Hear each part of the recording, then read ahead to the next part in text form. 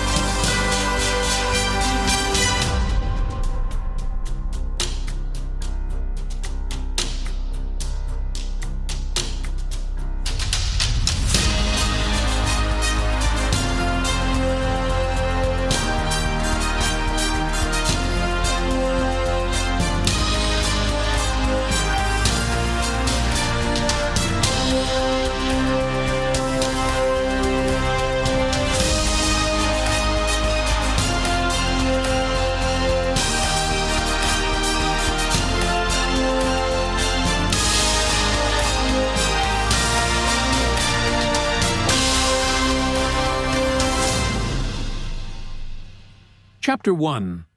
Weathered Indifference. The desolate Kansas road stretched out before them, blanketed in snow, the silence of the night only broken by the soft crunch beneath their boots. Jonathan Kent, a farmer weathered by years of hard work, stood by the side of their old 1954 pickup truck, the dim outline of its rusted frame barely visible in the darkness. In his gloved hand, he held a misshapen, rusty nail, his face creased with a smirk that betrayed both frustration and resignation. Beside him, Martha, his wife, her face lit by a flicker of irritation, stared at him, waiting. "What now, Jonathan?" Her voice cut through the stillness, heavy with the exasperation of the moment. He didn't answer, the weariness of the day weighing on him, but his expression said it all. This was the last thing they needed. Above, the night sky seemed unnaturally bright, almost as if daylight was leaking into the darkness. Then, without warning, a tremendous crack shattered the air. Jonathan's head snapped up just in time to see a blazing streak of light tear across the sky, followed by a deafening roar as something enormous, broke the sound barrier.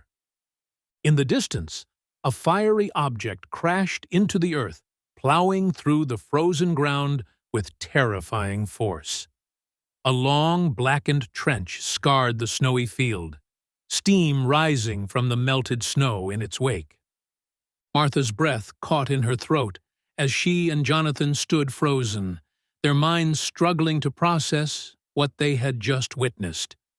And yet, without a word, they found themselves moving towards the smoldering wreckage, drawn to it by something unexplainable, as if pulled by invisible strings.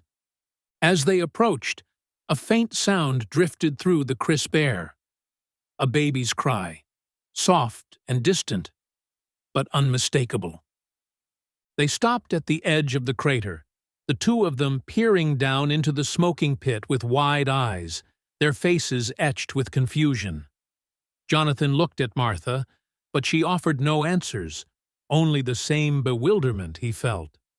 They both turned their gazes to the strange, gleaming object at the center of the crater, a rocket, impossibly out of place in this Kansas field. Then, almost instinctively, they lifted their eyes to the sky, searching for the answers they knew they wouldn't find. The grand lobby of LexCorp buzzed with activity, the marble floors gleaming under the harsh, artificial light. Dozens of people milled about, lost in their own worlds of hurried meetings and business calls, while a woman entered, her footsteps drowned in the hum of the bustling crowd. She moved toward the massive marble counter, where a small army of receptionists, almost 24 strong, attended to the various needs of the visitors. All of them were busy. Headsets on, phones ringing, faces composed in professional calm. Her eyes landed on a receptionist just finishing up a phone call, the woman's hand hovering near the phone as if she were perpetually prepared for the next task. Several counters down, another woman in a sharp suit was in the middle of a heated argument, half with the receptionist, half with someone on her cell phone, her voice rising, though the exact words were lost in the chaotic din. The woman looked ready to explode, her face flushed, her movements agitated. The scene contrasted sharply with the calmness the newcomer projected as she approached her chosen receptionist. The receptionist, now free from her call, greeted her with a rehearsed smile. "Hello. Welcome to LexCorp. May I help you?" The woman blinked, startled by the directness of the question. "I'm here to see Mr. Luthor." The receptionist raised a well-practiced brow. "And what time is your appointment?" I don't have an appointment." The smile faltered slightly, disappointment evident in the receptionist's voice. "Oh, I'm sorry. Mr. Luthor only sees guests by appointment." The woman shifted on her feet, a nervous energy building within her. "It's urgent," she insisted, her voice gaining a slight edge. "A matter of life and death." A flicker of sympathy crossed the receptionist's face. "Let me see if I can fit you in." She began checking the appointments, her fingers gliding over the keyboard as she searched for an opening. But before she could respond, the woman arguing a few counters away seemed to overhear. She shoved aside a couple of people in her way, marching with an indignant fury toward the sympathetic receptionist. It was Lois Lane. "Excuse me?" Lois's voice rang out, cutting through the general noise. Her eyes were ablaze with fury. "I've been waiting here for 3 hours, and I have an appointment." The receptionist barely had time to respond when Lois added, "Does he know Lois Lane from the Daily Planet is here?" Her words were sharp, her tone biting. Another receptionist, a few stations down, muttered under her breath, "That's probably why he's not coming down." Lois shot her a withering look. "The parking garage. You and me, sister. I hope your medical is paid up." The sympathetic receptionist, now desperately trying to ignore Lois, focused on the woman in front of her. "I can fit you in Tuesday." The woman blinked in confusion. "Next Tuesday." "No, Tuesday the 23rd. The woman's brow furrowed. "That's 3 weeks from now." The receptionist gave a sheepish smile. "In September." The woman stared blankly, trying to weigh her options.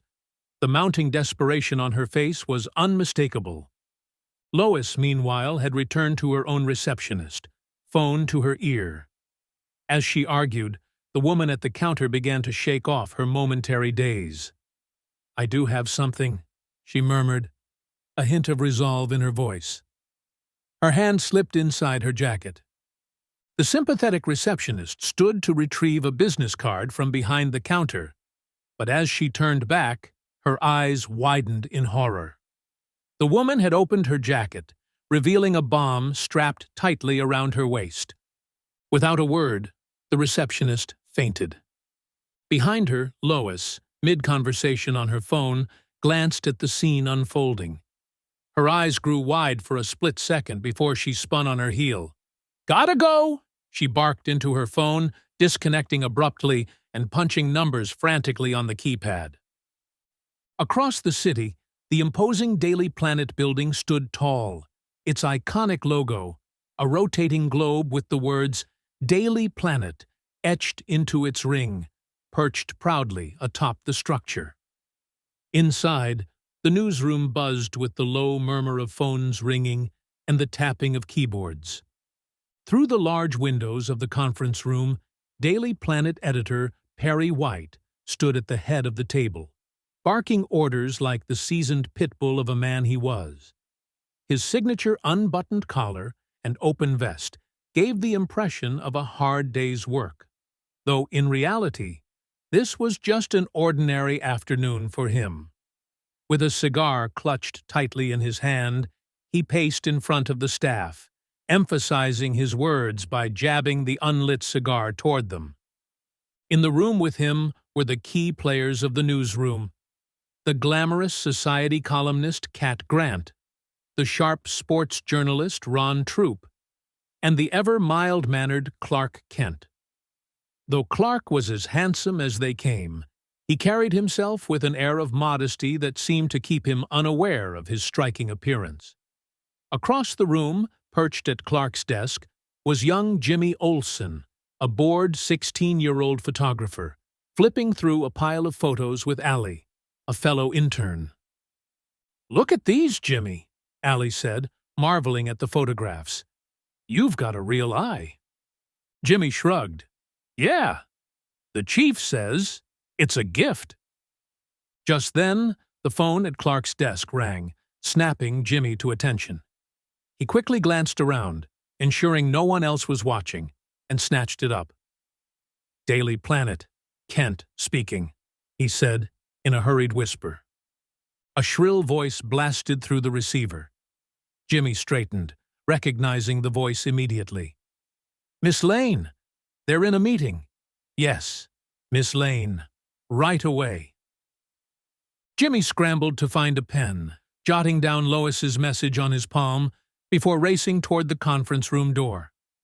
He threw it open with a bang, breathless and urgent. "Chief!" Perry turned mid-sentence, his face immediately turning red. "Olsen, what the heck are you doing in my staff meeting? You're not a writer. You're barely a photographer.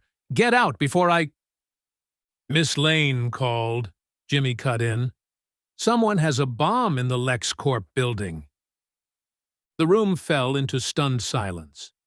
Perry's face drained of color. "Isn't Lois with Luther today?" No one answered.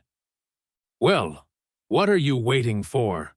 Perry roared, sending the entire room into motion.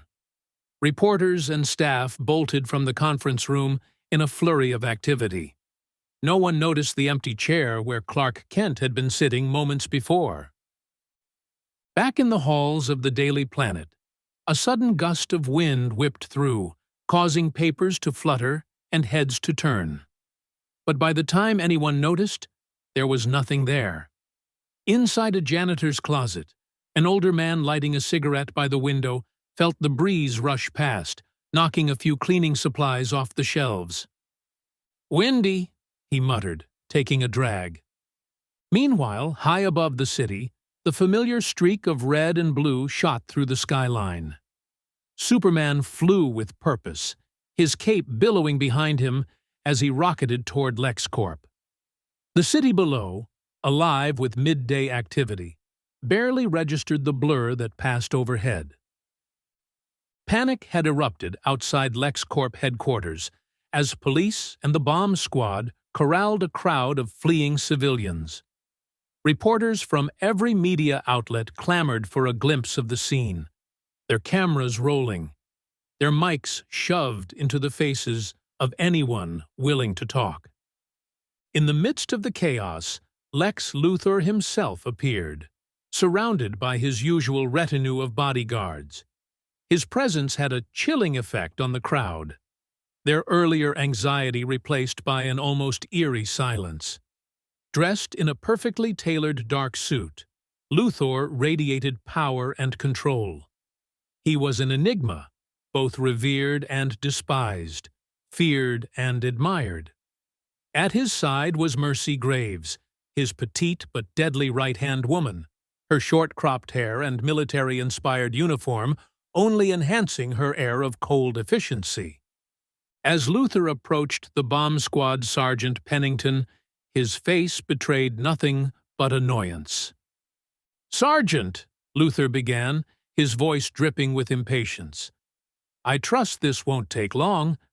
I am trying to run a company." Pennington's expression was serious. "There's a bomb in your building, Mr. Luther." Luther scoffed. "If they were competent, I'd be dead already. Let's deal with this quickly." Pennington looked ready to argue, but before he could, a murmur rippled through the crowd. Heads turned, fingers pointed. "Look, up in the sky." Superman descended gracefully from the heavens, his red cape fluttering as he touched down lightly on the pavement. The crowd's whispers grew, awe washing over them as the Man of Steel landed effortlessly on the clear side of the barricade, his eyes scanning the building. Pennington stepped forward. "Superman, sir. I'm Sergeant Pennington, Metropolis Bomb Unit." Superman turned his gaze to the sergeant, shaking his hand with calm authority. "There's no bomb in this building." Luther, fuming, cut in. "How could you possibly know that?" Superman's gaze remained steady. "I checked." The crowd held its breath, watching as Superman's eyes focused, his vision cutting through the building. The late afternoon sun bathed the Kent farm in a golden hue, casting long shadows across the fields as a sport utility truck kicked up dust along the narrow dirt road. It was a stark contrast, modern steel and sleek lines disrupting the timeless, Norman Rockwell-esque landscape of Smallville, Kansas. When the truck came to a halt, the door creaked open, and out stepped Lana Lang, her movements unhurried, as though she were slipping back into a place she knew all too well. Early 30s, with her hair swept back casually, she carried a covered dish in her hands, dressed simply in a faded shirt and worn jeans. Makeup was an afterthought. Here, there was no need for it. The screen door to the farmhouse swung open with a familiar creak. Martha Kent emerged, just as Lana remembered her, though her once auburn hair had turned a dignified gray, and fine wrinkles had begun to trace the years across her face. She wore an apron, spotless as ever, though the warmth of her smile was the same as it had always been. "Lana Lang, you know better than that," Martha scolded gently, rushing forward like a mother welcoming a long-lost child. She kissed Lana on the cheek, her eyes bright with affection, as she relieved her of the dish. Lana smiled, shaking her head. "Mrs. Kent, we go through this every Sunday. Is Clark here yet?" Martha glanced over her shoulder as if she hadn't already checked a dozen times. "No. I think he said something about a meeting today." Before the words could settle, Jonathan Kent appeared on the porch, his weathered face breaking into a grin at the sight of Lana. "My girl Lana," he called, his voice rich with affection. "What did you bring me?" Martha rolled her eyes at him, her voice full of playful reprimand. "Jonathan." "Peach cobbler," Lana said, laughing softly as she handed it to him. Jonathan's smile deepened, but the conversation paused as the barking of their dog drew his attention. He looked toward the barn, and there, framed by the fading sunlight, was Clark. He wasn't Superman here, just Clark Kent, wearing jeans and a simple button-down shirt, tossing a stick for the dog to chase. Jonathan chuckled, shaking his head in quiet admiration. "Right on time." Clark looked up, catching sight of them, and called out, "Hey, Pa!" His strong arms engulfed his father in a hug that made Jonathan seem boyish in comparison. Then, almost shyly, he turned to Lana, his voice soft. "Lana." She smiled, her heart catching for a moment. "Hi, Clark." For a heartbeat, the world seemed to pause as they looked at each other, a shared history passing between them without words. Martha, always perceptive, nudged Jonathan and whispered something in his ear. The two of them made a quiet exit, leaving Lana and Clark alone. Inside the Kent home, supper was finished, the remains of the meal scattered across the table in the form of dirty dishes and half-empty glasses. Martha had already started clearing them away, moving with a practiced efficiency, though Clark rose from his seat to help. "You outdid yourself, Ma," Clark said, gathering plates. "Let me help with those." As Clark worked, Jonathan leaned back in his chair, unbuckling his belt with a satisfied sigh. Martha shot him a disapproving look. "Jonathan, is that really necessary? We have guests." "What?" Jonathan grinned, undeterred. "Lana might as well be family. She can unbuckle her pants if it makes her feel better." Lana laughed. "Maybe next time." Jonathan feigned disappointment. "Are you sure?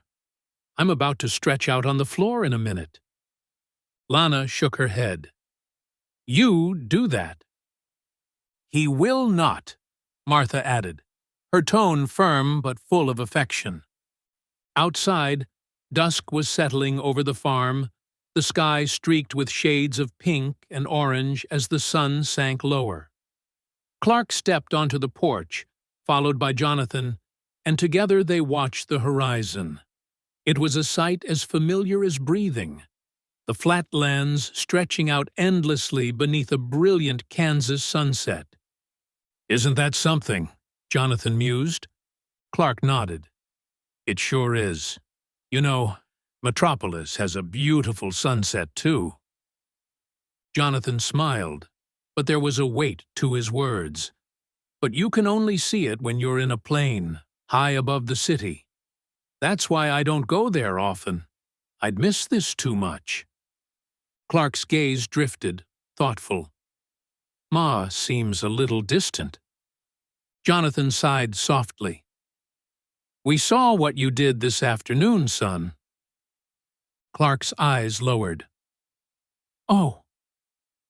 "You know how she worries. You're her only son. She just wants you to be safe. Promise us you'll be careful." Clark smiled gently. "I'll be careful, Pa. I promise." He leaned in, placing a tender kiss on his father's forehead, just as Martha and Lana stepped out of the house to join them. Martha, always watchful, called out, "You weren't going to race off without saying goodbye, were you?" Clark's voice softened as he hugged his mother. "No, Ma. I've got some leftovers I can wrap up for you." Clark chuckled. "Homemade meatloaf. Tempting, but I'll be okay." Lana stepped forward, her voice light. "Are you going to walk me to my car, Clark?" "Sure," he replied, offering her his arm. As they walked slowly toward the truck, Lana cast a glance back at the house. "They love you so much, Clark." "I know. I don't know what I'd do without them." For a moment, they walked in silence, the quiet of the farm wrapping around them. Then Lana spoke, her voice filled with a depth of emotion. "I miss you, Clark. I miss you so much." Clark turned to her, his brow furrowing. "I miss you too, Lana." She stopped, looking at him with a kind of sad wonder. "You really don't get it, do you? You can hear clouds collide into each other, but you're so oblivious sometimes." Clark opened his mouth to speak, but Lana continued, her voice quiet yet intense. "Your parents, every time they see you on TV, they're so proud. But they're terrified, too. When other people worry about their kids making friends or eating right, your parents worry about you getting caught in space or buried in a lava flow." Clark gave her a small, rueful smile. "I had that lava flow under control." Lana shook her head, not amused. "That's not the point. They love you, Clark. They worry. And I worry too. Sometimes I wish you'd just come home one Sunday for dinner and stay. But I know you can't. You're not built that way. You could never stay in Smallville while the world needed you." She paused, her voice breaking just slightly. "But I could." Clark stared at her, words failing him. She smiled softly, touching his hand. "You'll always have the chance, Clark. Whenever you're ready to come home, I'll be here." Together, they looked up at the Kansas sky, vast and endless, holding everything they couldn't quite say. Chapter 2. One Tough Case. The LexCorp conference room was a study in opulence, a space of cold authority. 30 men, each representing a different slice of the LexCorp empire, sat around a massive marble table. Behind them, a wall of glass stretched floor to ceiling, offering a panoramic view of Metropolis, its skyline glittering like a jewel in the night. The chair at the head of the table, larger than the others, imposing, remained conspicuously empty. Without warning, the double doors at the far end of the room swung open with a crash. Lex Luthor strode in, a commanding presence that demanded attention. Immediately, every man in the room stood as one. Close behind him, as always, was Mercy, his ever-loyal assistant. 2 secretaries followed at a respectful distance, their movements precise and calculated. Luthor took his seat at the head of the table, the secretaries flanking him on either side like sentinels. Mercy remained standing just behind him, her gaze sharp and unreadable. Luthor's voice cut through the room like a blade. "Gentlemen, I've had a heck of a day, and I'm not in a very good mood. So let's make this short." He barely paused before barking out his first command. "Accounting?" Van Heining, a middle-aged man with a nervous disposition, shot to his feet. He cleared his throat before speaking. "We've acquired 6 more research facilities in Southeast Asia. The munitions plant in Northern Europe that was blocking access to the new circuit board is no longer an issue." Luthor leaned forward, his eyes narrowing. "The merger went well, then?" "The details are in my report," Van Heining replied, a slight tremor in his voice. "Lex Air, Lex Oil, Lex Com, all divisions are performing 22% above projections." A flicker of satisfaction crossed Luthor's face. "That's what I like to hear," he said, his tone brightening for a moment. But Van Heining hesitated, the tension in his shoulders betraying what was coming next. "The stock divided this morning. LexCorp took a $200 million loss, lowest percentage loss of all the listed companies. A loss 16% higher than Maxwell Lord's holdings." The room collectively held its breath as Luthor's face darkened.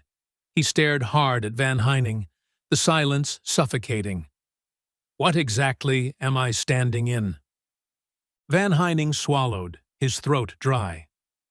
"Company assets are still at $4.2 trillion. There was a long pause.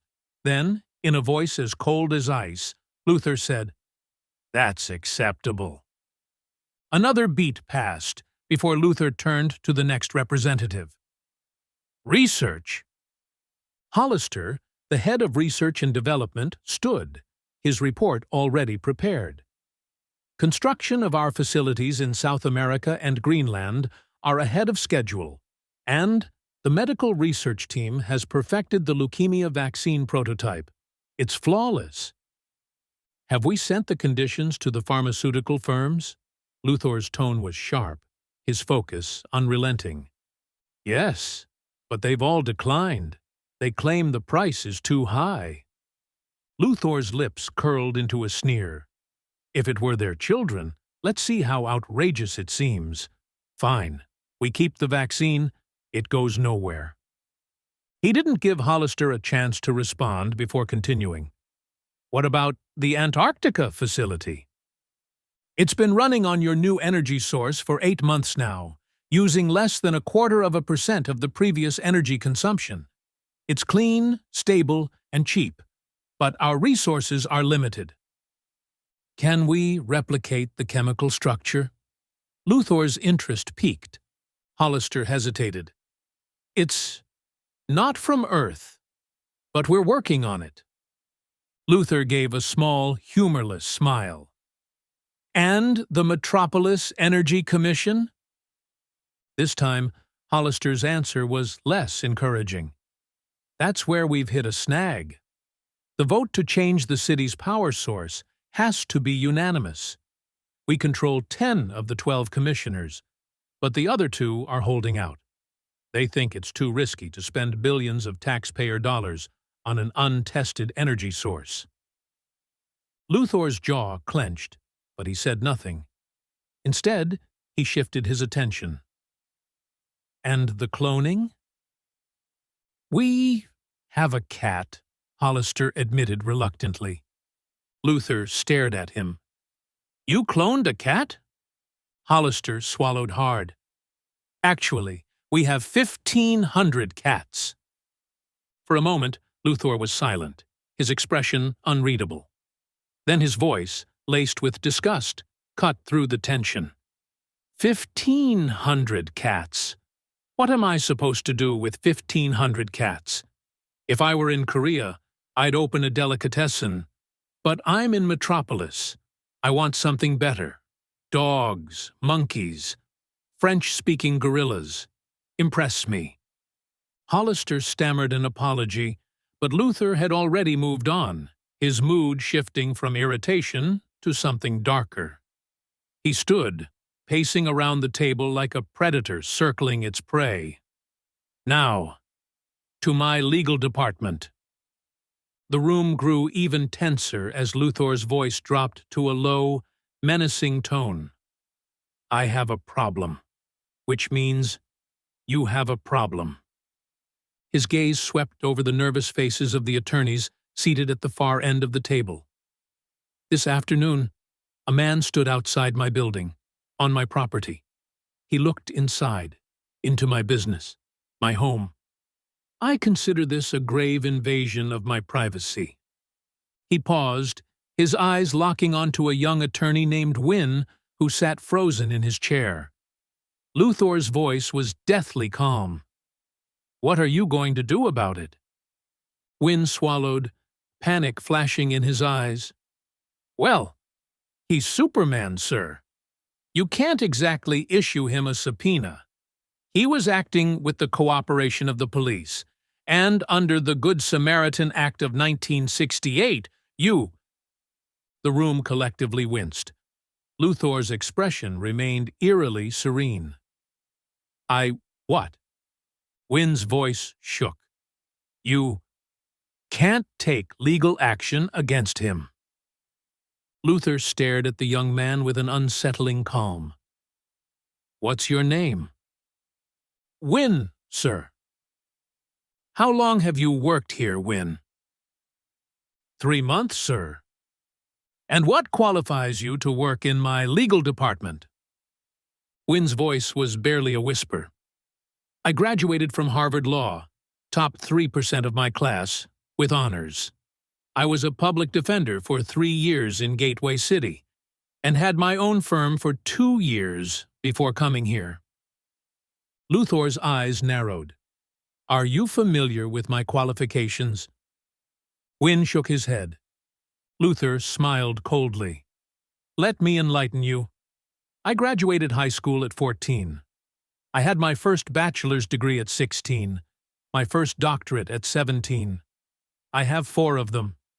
I graduated in the top 3 of my class because I was too busy working on matter destabilization theories that earned me a Nobel Prize nomination, which I lost to a mathematician. NASA bought my destabilizer, and I was a millionaire by 24. My first billion came when I was 31. He turned to Van Heining. What are my personal assets?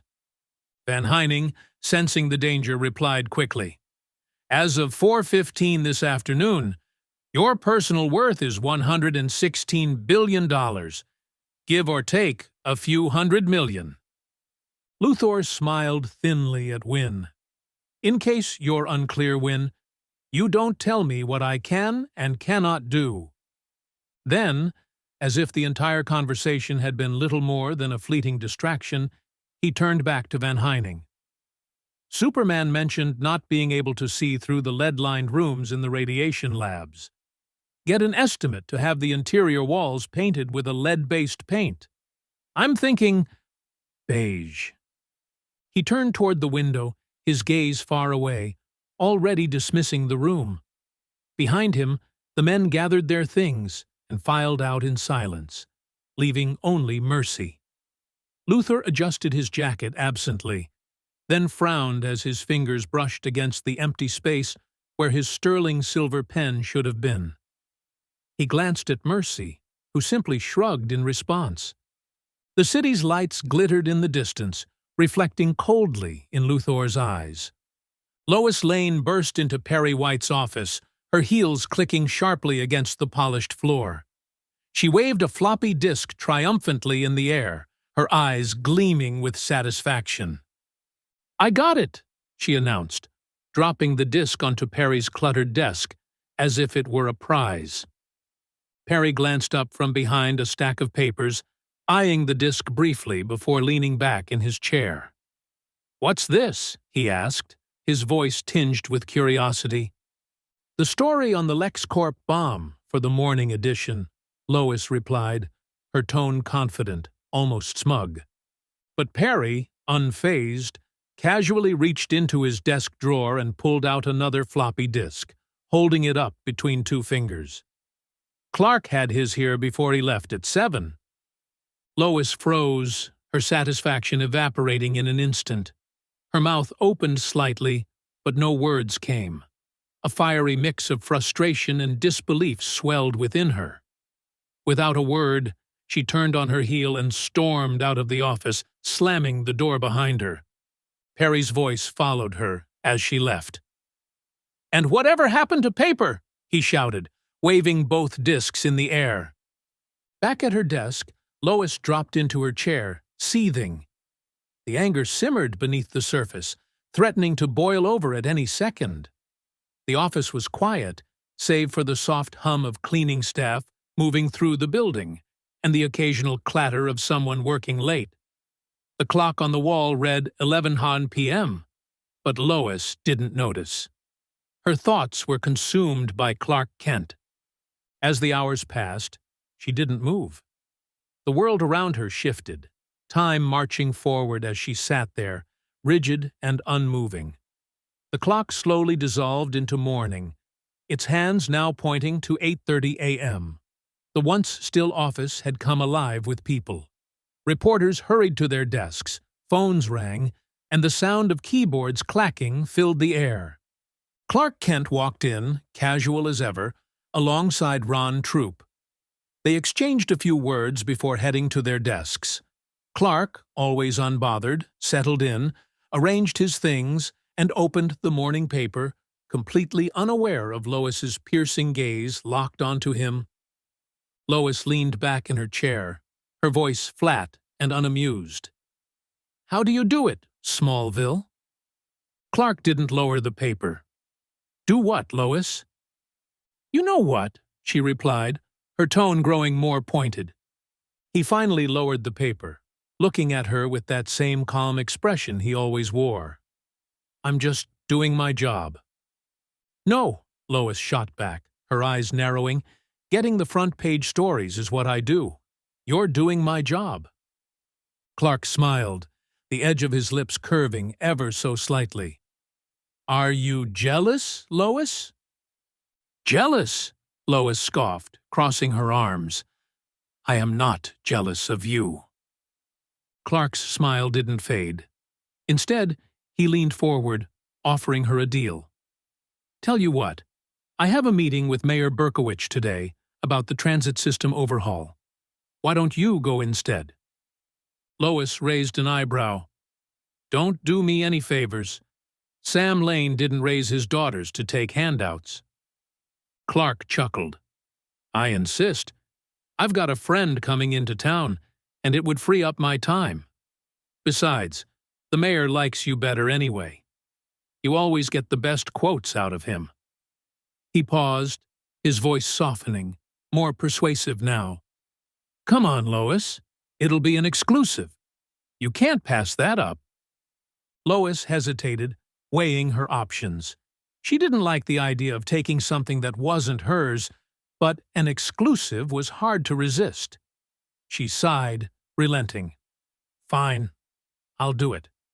But not because I want the story. I'm doing it so you can spend time with your friend and do whatever it is you do when you're not here. Got it?" Clark smiled wider, the victory small but sweet. "You're helping me out." "Exactly," Lois muttered, her eyes narrowing slightly. Across the room, Ron Troop and Jimmy Olsen had been listening in, casting amused glances toward the exchange. Ron shook his head. "Lois is one tough case." Jimmy leaned in, his voice low. "Miss Lane hates losing. Especially to Mr. Kent." Ron nodded, a hint of admiration in his tone. "I wouldn't want to be on the receiving end of that, but I think Kent actually likes it." Jimmy glanced at Ron, his curiosity piqued. "You think?" Ron just smiled, walking off without another word, leaving Jimmy to mull over the mystery that was Clark Kent and Lois Lane. The streets were chaos, the evening rush hour transforming the city into a tangled mess of cars and honking horns. In the midst of it all, a van tore through the traffic, weaving dangerously between vehicles, pursued by a fleet of police cars. Sirens wailed, but the van's driver showed no sign of stopping, expertly shaking off the pursuers. Suddenly, the van swerved violently, barely missing a pedestrian. The quick maneuver sent the vehicle tumbling, flipping over and over, before it crashed to a stop in the middle of a busy intersection. Smoke billowed from the wreck, and after a moment of eerie silence, 3 ski-masked men staggered out, dazed but determined. They carried bulging duffel bags, the unmistakable weight of cash inside. "Let's go!" barked the first thug, his voice cutting through the air as they bolted down the crowded street. Pedestrians shrieked and scattered, fear flashing across their faces as the criminals made their escape, ducking into the subway entrance.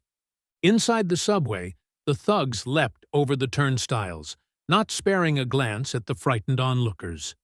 They barged their way onto the nearest train just as the doors slid shut, locking them in as the subway began to pull away from the platform.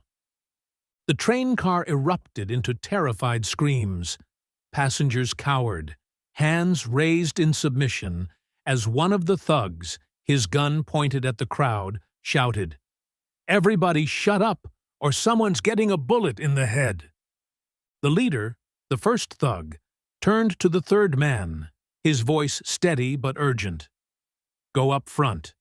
Make sure the driver doesn't radio anyone, and no stops until I say so."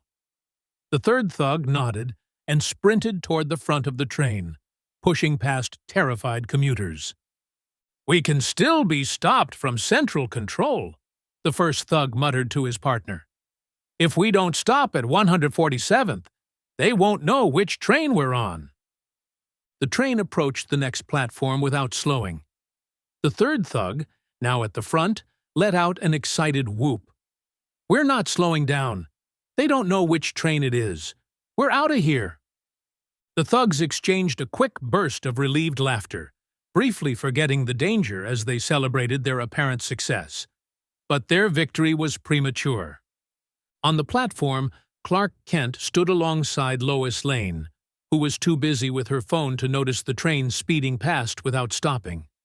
But Clark's attention had already sharpened, his vision zeroing in through the moving subway car. Behind the windows, he saw them. The masked thugs, the hostages, the panic. Lois remained oblivious as Clark took 2 careful steps back, blending into the crowd.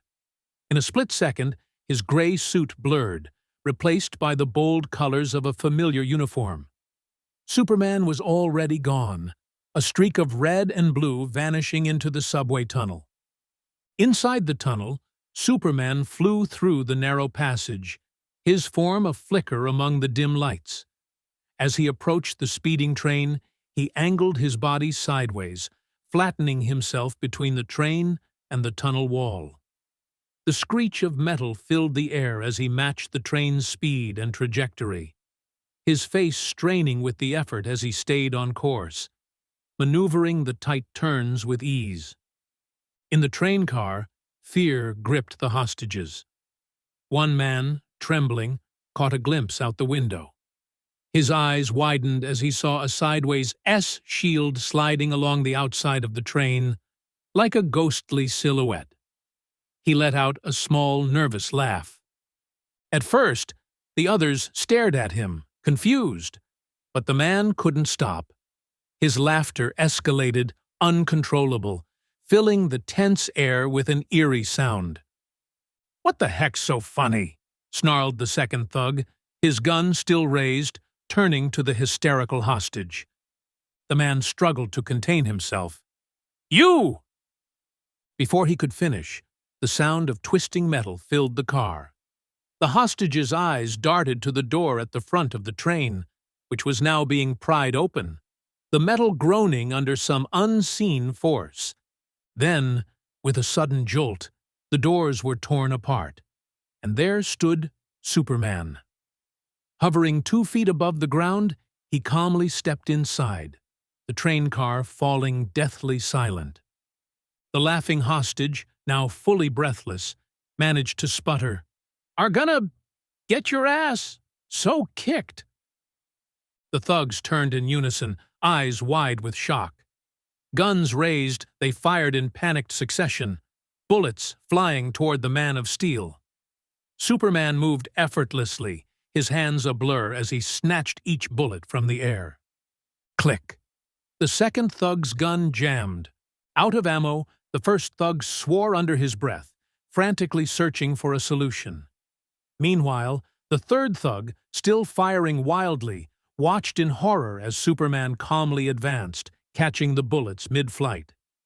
In a final act of defiance, the third thug squeezed the trigger one last time, only for Superman to close the distance and wrap his fingers around the gun's barrel. With a simple squeeze, the metal crumpled and began to smoke, breaking apart in his grasp. Pieces clattered to the floor, and the thug fell to his knees, groaning in pain. Superman leaned down, speaking softly. "I'm guessing you're new here." A sudden shot rang out. The second thug had unjammed his gun and fired at Superman's back. The bullet struck, only to ricochet off Superman's chest, speeding back toward its shooter.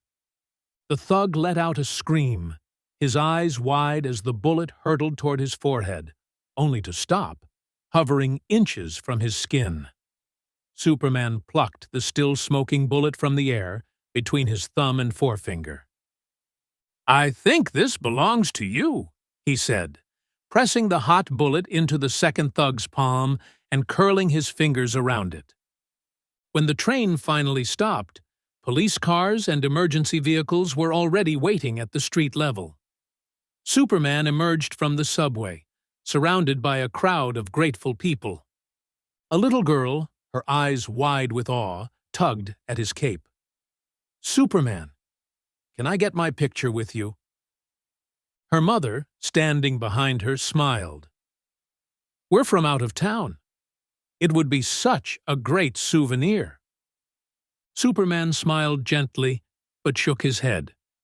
"I don't really do pictures, but—" He glanced down at the handful of bullets he still held, then crouched to the girl's level. With a cool breath, he blew across the bullets, encasing them in a sparkling layer of ice. The girl's eyes lit up as Superman plucked one frozen bullet from the pile and handed it to her. "How about you take this instead? Tell all your friends you saw Superman catch it." "Cool," the girl squealed, showing it off to her parents. As the crowd dispersed, Lois Lane stood to the side, furiously jotting notes. She glanced up just in time to see Superman wince as he shook the father's hand. "Let me see that," Lois said, approaching him, her reporter instincts kicking in. Superman tried to wave her off. "I'm fine, Lois." But she wasn't having it. She grabbed his hand, inspecting the burn marks on his palm. Her eyes filled with concern. "Is this from the bullets?" Superman gave her a reassuring smile, though it didn't reach his eyes. "I'll be okay." Without another word, he flew off into the sky, leaving Lois watching him disappear, a deep worry gnawing at her. Chapter 3. Sharp Edges. The police station buzzed with the usual controlled chaos, phones ringing, officers typing reports, and criminals being processed. Through the sea of activity, a group of cops escorted a hulking, loud-mouthed perp toward the lockup. His voice, a deep and grating rumble, echoed through the station as he hurled threats at anyone who dared listen. "Hey, pigs! How long you think I'm going to stay here before I break loose and kill you all?" His laugh was thick, sinister. "Shut up," muttered one of the cops, not bothering to look at him. As they passed by the desk, Officer Warren, a small but sharp-eyed female officer, walked by. The perp's eyes locked onto her, a lewd grin splitting his face. "Hey, Piglet, nice piece you got there. You want to see what I'm packing?" Without breaking stride, Officer Warren pulled a canister of mace from her belt, calmly spraying it directly into his face. He coughed, blinking furiously, but the effect wasn't what she hoped for. The brute wiped at his eyes before breaking into an unsettling, manic laugh. The perp leaned closer, flicking his tongue grotesquely in her direction. His cuffed hands clinked together as he raised them, taunting her. "Do you like to play with handcuffs as much as I do?" Officer Warren didn't flinch. "I prefer my men without jewelry." "Not a problem." The perp grinned wider. Then, with a slow, deliberate twist of his wrists, the metal handcuffs snapped like brittle twigs under his brute strength. His massive hands now free, he lifted them in mock surrender. "I'm flexible." Before anyone could react, the perp lunged at Officer Warren. With terrifying ease, he picked her up as though she weighed nothing, her scream cutting through the air, and tossed her across the room. She crashed into a desk, toppling it over as officers scattered, weapons drawn. The station erupted into a frenzy. Cops scrambled for cover, drawing guns and shouting orders. But the perp was unfazed, his chest heaving with excitement. "Okay, who wants to be first?" he roared, spreading his arms wide in a grotesque invitation. A voice rang out from the other side of the room, calm and cold. "That would be me." The perp's laughter faltered, and he turned to see who had spoken. But the source of the voice remained hidden, a shadow among the chaos. Outside, midday sun beat down on the quiet street. The double-glass doors of the police station exploded outward as the perp was hurled through them, landing hard in the middle of the road. Dazed and disoriented, he groaned, lifting his head just in time to see a truck barreling toward him, its horn blaring. He screamed, his massive body too slow to react. The truck driver slammed the brakes, the tires screeching against the pavement. But it wasn't going to stop in time. Just as the truck was about to make impact, a hand, large, powerful, pressed against the front grille. The truck shuddered to a halt, the front of the vehicle crumpling as if it had slammed into a tree. The airbag exploded in the driver's face, and steam rose from the crushed hood. "Someone check if the driver's okay," came the same voice, now closer, authoritative. The police poured out of the station, flooding the street as they rushed to the scene. The perp, mumbling incoherently, tried to crawl away, but a firm hand gripped the back of his neck, lifting him off the asphalt as easily as one would lift a rag doll. The perp yelped in pain, flailing uselessly as the stranger hauled him upright. The hand, still clamped around the perp's neck, turned him to face Officer Warren, who was standing nearby, massaging her bruised neck. The stranger's voice dropped low, a growl filled with quiet menace. "Since I'm sure you don't have a mother, I'll assume you don't know better." The perp, eyes wide with fury and fear, spat out, "Screw you! You frickin'—" The stranger squeezed harder, and the perp's defiance crumbled into whimpering pain. "Apologize to the lady," the stranger said evenly. "I'm only going to ask you nicely once." Trembling, his voice cracking, the perp stammered, I'm sorry, Miss Police Lady, miss." The grip on his neck loosened, and the hulking man crumpled to the ground, gasping for breath. Several officers rushed in, snapping cuffs around his wrists, this time in 6 pairs, ensuring he wouldn't be breaking free again. Rifles were trained on him as they dragged him back toward the station, his earlier bravado reduced to silent compliance. As the perp was led away, the stranger began to walk down the street, his identity still shrouded in mystery. One of the cops, shaken but curious, turned to his partner, whispering in awe, "What was that?" But there was no answer, just the fading image of the stranger disappearing into the crowd. The city street hummed with the usual midday chaos when disaster struck. A school bus, packed with children, veered sharply as one of its tires exploded. The driver wrestled with the wheel, trying to maintain control, as the heavy vehicle leaned dangerously. Before he could react, a speeding truck collided with the bus, sending it crashing onto its side in a deafening roar of metal and shattered glass.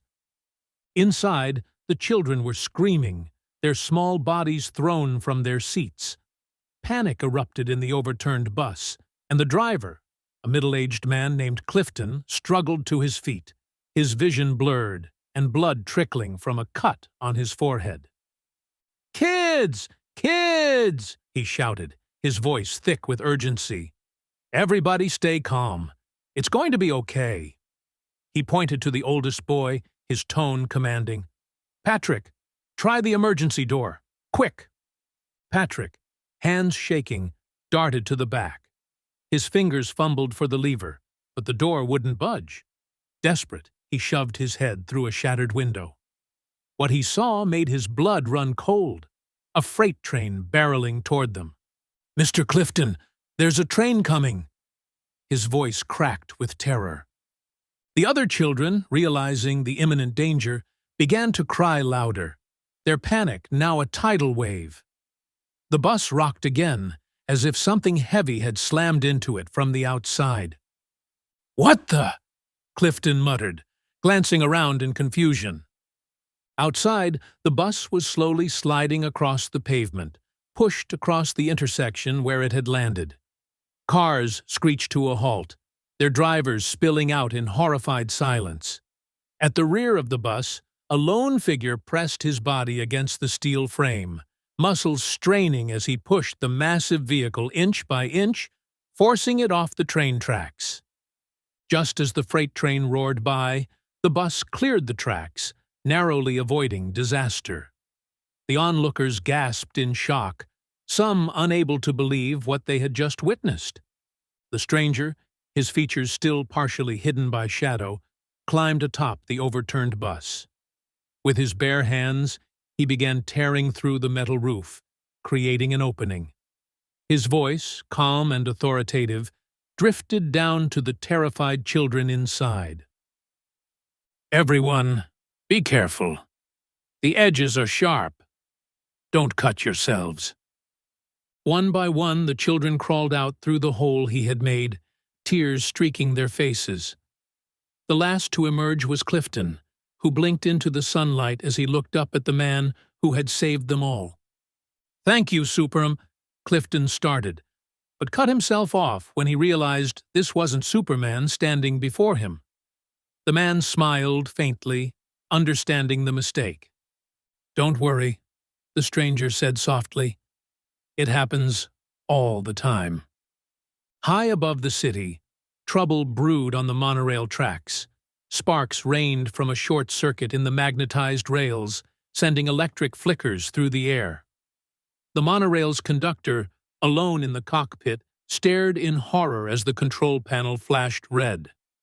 "Oh no," he whispered, his heart sinking. "The switch!" He grabbed the radio, his hands trembling. "Base 14! Base 14! This is MMT 6890. We're runaway. Repeat, runaway." The monorail had missed its switch-off point and was now barreling ahead uncontrollably. At City Hall, Deputy Mayor Michael Walker stood at the podium in the press room, fielding a barrage of questions from reporters.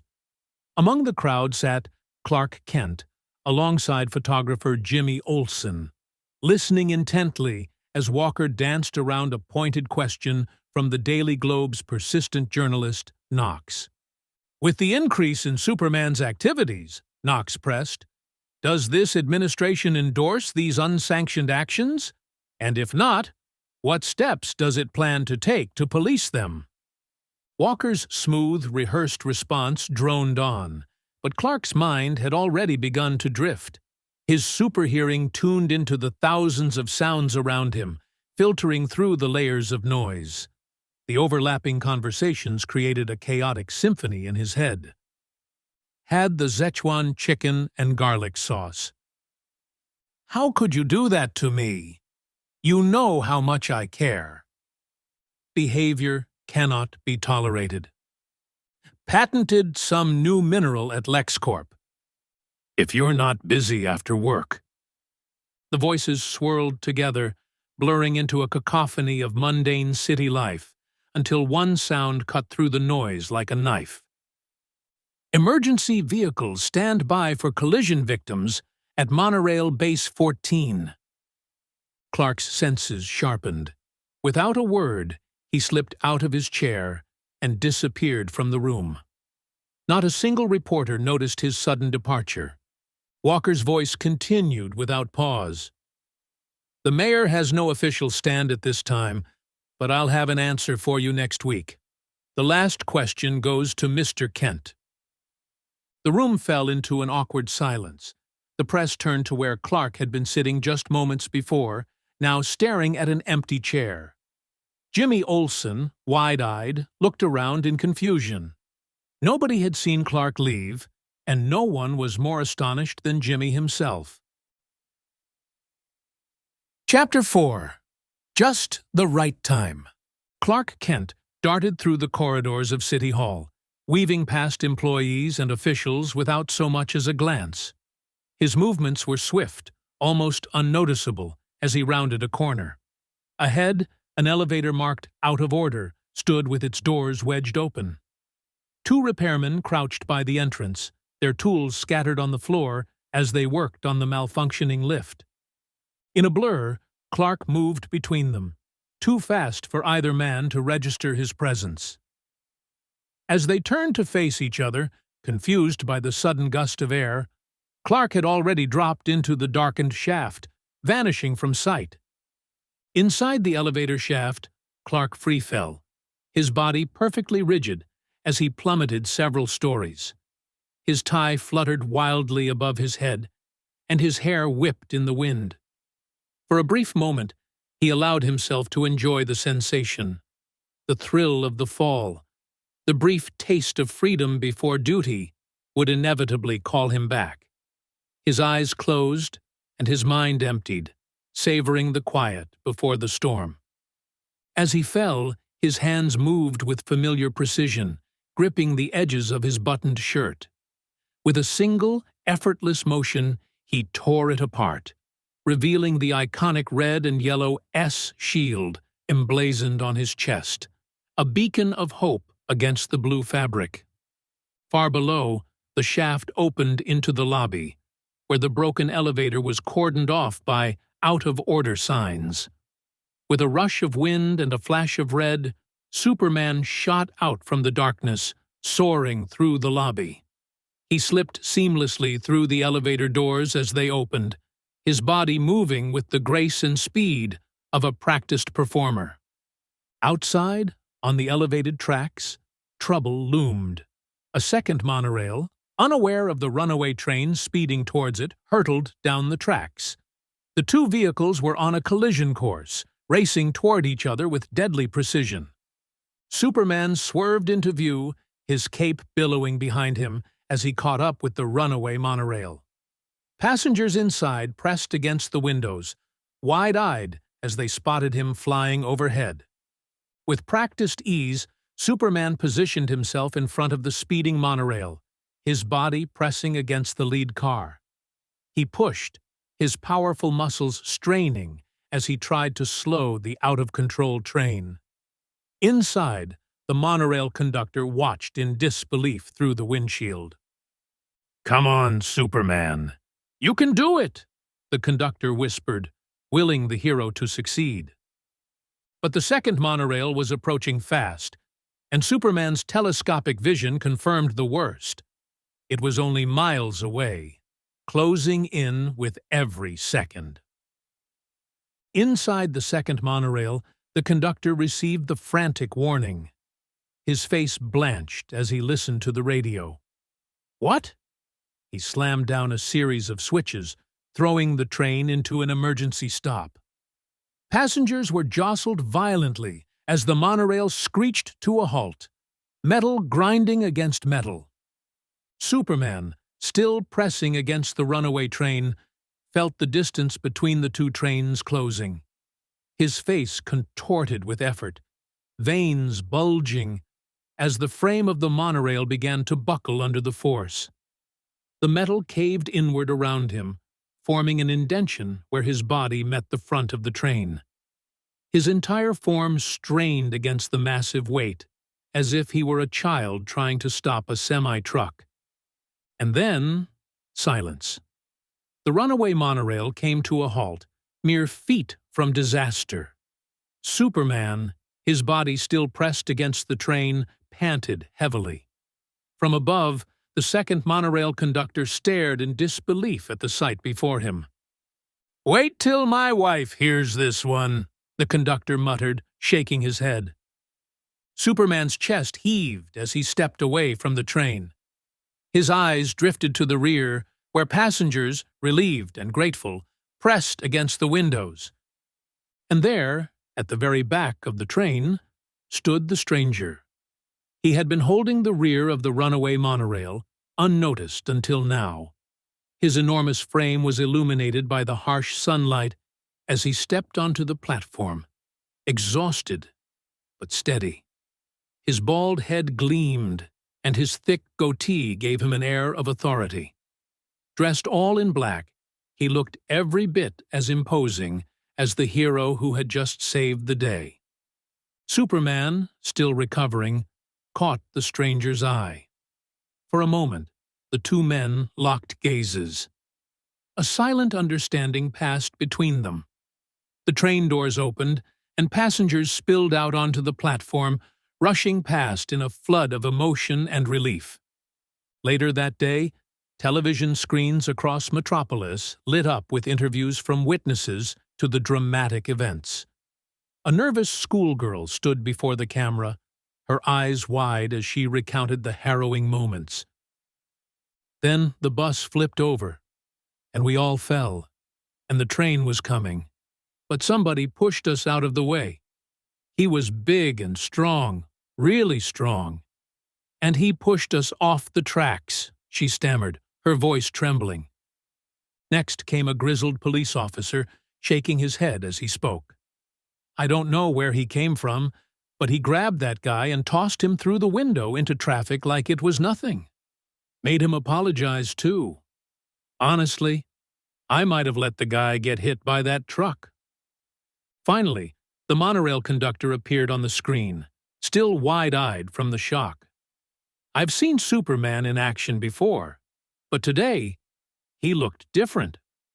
Like he wasn't all there. Like something's wrong. The interviews played as part of a special segment on the daily newscast Action Comments, hosted by the sharp and savvy Angela Chen. Behind her, a slick logo of slanted letters seemed to fly off the screen as she introduced the next guest. Metallo. Who is he? What is he? Where did he come from? In the past 24 hours, he's been responsible for 6 different rescues and stopped 3 crimes in progress. With rumors swirling about Superman's powers weakening, could Metallo have arrived at just the right time? She turned to her guest, Professor Emil Hamilton, a Nobel Prize-winning scientist from Star Labs and one of Superman's closest confidants. Professor Hamilton, she began, how accurate are these reports of an injured Superman? The atmosphere in the Daily Planet newsroom buzzed with its usual hum of chatter and activity. A group of staffers gathered around the wall-mounted television, quickly dispersing when a flashy Lexair commercial interrupted the broadcast. In the midst of the commotion, Clark Kent sat quietly at his desk, hunched over a handwritten letter. Across from him, Lois Lane was absorbed in her own work. Jimmy Olsen, eager as always, strode over, his enthusiasm palpable. "Did you see Metallo on the news? Man, is he something or what?" He glanced over Lois's shoulder and pointed at her notepad. "There's a K in panicked." Lois didn't miss a beat. She slapped Jimmy's hand, hard, without taking her eyes off her work. Nearby, Clark let out a quiet sneeze, and Lois, ever perceptive, instinctively handed him a box of tissues. "Thank you," Clark said, reaching for the box. But Lois pulled it back, her eyes narrowing. "What was that?" she asked, suspicion lacing her tone. Jimmy, looking slightly confused, chimed in. "Mr. Kent sneezed." Lois turned her attention fully to Clark. "Are you sick, Smallville?" Clark smiled sheepishly. "A little under the weather. Probably something going around." "In June?" Lois raised an eyebrow, still unconvinced, but she handed him the tissue box nonetheless. "I've never seen you sick, Clark. I thought they built all you country boys big and strong." Jimmy, quick to support Lois, nodded vigorously. "That's true, Mr. Kent. Wow, you're quick, Miss Lane." Lois shot him a knowing look. "I'm a reporter, Jimmy. I notice things." Across the room, Cat Grant's voice cut through the noise, as direct as ever. "Has anybody noticed if Metallo is wearing a wedding ring?" Clark cleared his throat and stood, feeling more eyes on him than he liked. "I haven't been feeling well," he said, tucking his letter into an envelope. "Probably best I go home and get some rest." He handed the envelope to Jimmy. "Could you take this down to the mailroom for me?" "Sure thing, Mr. Kent," Jimmy replied, ever obliging. Before he could make it 2 steps, Cat swooped in, snatching the letter from Jimmy's grasp. "Lana Lang?" she asked with a teasing grin. Lois didn't miss a beat, her tone dripping with sarcasm. "A letter, Clark? Let me guess. Your pigeons haven't come back yet? You know, with emails, faxes, and if you really want to be old-fashioned, there's always the telephone." Kat's smile softened as she glanced at the envelope. "I think it's sweet. I can't remember the last time someone wrote something for me. Why can't I meet a nice guy?" Jimmy chuckled. "Didn't Bruce Wayne serve you with a restraining order?" "That was 4 years ago," Kat snapped back, undeterred. "And I'm feeling much better now, thank you." Her eyes turned to Clark, curiosity piqued. "Any good dirt I should know about, Clark?" Lois interjected before Clark could respond, rolling her eyes. "Kent doesn't have dirt. He's going to go home, make some soup from a Kent family recipe that's been around for 6 generations, and huddle under a quilt with a Frank Capra movie that would make me retch." She smirked. "Aren't you, Kent?" "7 generations," Clark corrected softly. Jimmy piped up, his memory suddenly jogged. "I thought you had visitors tonight, Mr. Kent. Isn't that why you're letting Miss Lane interview Mayor Berkowitz?" The newsroom's background noise faded as the lobby doors opened. A statuesque woman entered, dressed in a long skirt and a blouse that accentuated her athletic build. Her jet-black hair cascaded down her back, and her skin was like porcelain, flawless and striking. The receptionist at the front desk looked up, startled. "Can I help you?" she asked, her voice barely steady. "I'm here to see Clark Kent," the woman replied, her tone calm and composed. Back in the newsroom, Kat's eyes lit up. More Kansas farm boys?" she mused aloud. Lois shot her a sideways glance. "Kat likes 'em big. Must be all the corn." As the mystery woman walked down the hallway, her presence commanded attention. A man carrying a computer monitor gawked at her, so distracted that the monitor slipped from his hands and shattered on the floor. Inside the newsroom, Perry White stuck his head out of his office, barking, "Kent!" Clark rose and made his way toward Perry's office.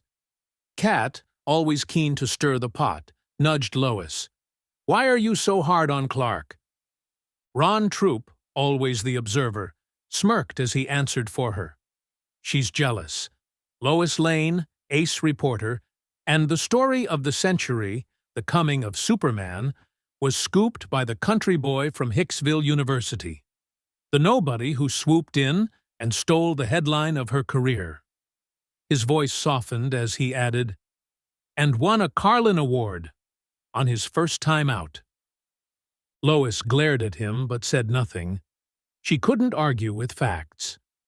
Back at the security booth, the mystery woman's image filled a wall of monitors, her every step tracked by a group of guards. 2 more joined them, all watching her, unable to look away. Meanwhile, Lois's frustration boiled over. "You want to know what it is?" she ranted. "This guy is a Boy Scout. He doesn't smoke, doesn't drink, doesn't swear. He calls his parents every day. If I had to talk to my father every day, I'd kill myself. He's honest, trustworthy, moral." Jimmy raised a hand, as if in Clark's defense. "I saw him help old lady Hayworth across the street to Berardo's Delicatessen yesterday." "Exactly," Lois cried. "Everybody knows old lady Hayworth is a cranky—" She stopped herself. "He's like some by-the-book, moral, excellent worker, great writer, a 7-year-old in the body of a linebacker." She paused, exasperated. "There's something about him. Something we can't imagine. Kent is full of surprises." At that moment, she turned and found herself face to chest with the mystery woman. Towering over her, the woman spoke in a distinct, almost regal accent. "I was told I could find Clark Kent here." Lois blinked, momentarily speechless. Before she could respond, Clark and Perry emerged from Perry's office. Clark's eyes lit up with surprise and delight. "Diana!" He embraced the woman, his excitement genuine. Lois, and everyone else for that matter, stared in disbelief. "I thought I was in the wrong place," Diana said with a soft laugh. Clark smiled warmly. "Did you have any trouble getting into town?" Diana shook her head. "I'm fine. I've got a pretty good sense of direction." Clark turned to the room. "Everyone, this is an old friend, Diana." He gestured to each in turn. "This is Ron Troop, Kat Grant, our society columnist, Jimmy Olsen, our favorite photographer, and Lois Lane." Diana's gaze rested on Lois. "Clark's told me a lot about you, Miss Lane." "Oh, really?" Lois replied, her tone sharp with curiosity. Clark gathered his things quickly. "Let me grab my things, and we can go." Diana sat in Clark's chair, her posture effortlessly poised. The staff hovered around her, intrigued. Lois, however, couldn't resist. "So, Diana, what is it you do?" "Ancient history," Diana replied smoothly. "I'm a liaison for Marston University in Boston." "Is that so?" Lois's skepticism was palpable. Diana nodded. "Mostly Greek history and cultures." Lois leaned in slightly, her curiosity piqued. "Are you from Smallville?" Diana laughed, the sound soft but confident. She leaned closer and whispered conspiratorially, "Do I look like I'm from Smallville?" Clark returned, ready to leave. "I'm ready." Diana stood, joining him. "It was a pleasure meeting you all." "Likewise," Ron murmured. As Clark and Diana made their exit, Perry appeared just in time to watch them go. His eyes widened slightly. "Geez," he muttered under his breath. "Where did Kent find the Amazon?" Clark's apartment was simple, a reflection of the man who lived there. The walls were lined with framed photos, mementos from a small-town life. High school football trophies and journalism awards neatly arranged on shelves. Diana stood before the wall of pictures, her gaze lingering on one photo in particular. Her fingertips grazed its surface with a hint of envy. "This one is new," Diana remarked softly, her voice filled with admiration. From the kitchen, Clark glanced up, his attention drawn to the same picture. "That's my parents and Lana, last Christmas," he explained, his voice warm with affection. Diana smiled wistfully. "They're such good people." Her fingers hovered over the image of Pa Kent, as though she could feel the kindness radiating from him through the photograph. "You know they sent me a Christmas card." Clark, a little embarrassed, chuckled from where he stood. "I told them you didn't celebrate Christmas. Maybe you should send them a card when Zeus's birthday comes around." With a playful glint in her eye, Diana shook her head. "I don't think Hallmark makes a card for that." Clark emerged from the kitchen, a picnic basket in hand. "Ready?" he asked. Diana raised an eyebrow. "Where are we going?" "A little place I know," Clark said, a smile tugging at his lips. "Outside the city." The grassy plains stretched endlessly beneath a star-studded sky, and Clark and Diana sat side by side on a large blanket, the soft glow of a lantern casting flickering shadows around them. It felt as though they were in the middle of nowhere, isolated from the world, with nothing but the vast heavens above. "Everyone misses you, Clark," Diana said, her voice gentle yet sincere. Clark stared off into the distance, his expression distant. "Really? That means a lot to me." Diana watched him closely. "You seem far away. What's troubling you?" Clark hesitated, his brow furrowing. "That train... I've caught planes mid-air before. I should have been able to stop it. If Metallo hadn't been there, those people, they would have died." "But they didn't," Diana reassured him. "Be glad he was there." Clark shook his head, the frustration evident in his voice. "I felt fine before I got there, and then suddenly, I just felt so tired." Diana placed a comforting hand on his arm. "It's okay." "No, it's not," he said, his voice heavy with worry. "I don't get sick, Diana. Do you have any idea what it takes to make me tired?" He paused, his gaze darkening. "There was a moment, just a second, where I thought I was going to die with those people." Diana's face grew serious at his words. Clark continued, his voice filled with uncertainty. "Have you ever thought you were going to die?" Diana shifted uneasily, the thought foreign to her. I've never considered it." I hadn't either, Clark admitted, his tone distant. But for a split second, I thought I might. There was something inside me that screamed to get out of the way. "Clark," Diana began, but he cut her off. And then, in the next fraction of a second, I rationalized it. I thought, if I saved myself and let those few hundred people die, how many more could I save over the course of my life? 1,000? Tens of thousands? Would letting a few hundred die now be worth it in the long run? Diana's expression softened, though her eyes held a quiet intensity. But you could never do that. Could you just stand by and let an asteroid fall on the city, hoping for the best? She shook her head gently. That's not who you are. You set the standard. Even Hal tries to lead the league the way you would. People look up to you. You inspire them to be better. Clark sighed, the weight of his own expectations pressing down on him. I'm afraid one day I'll fail them.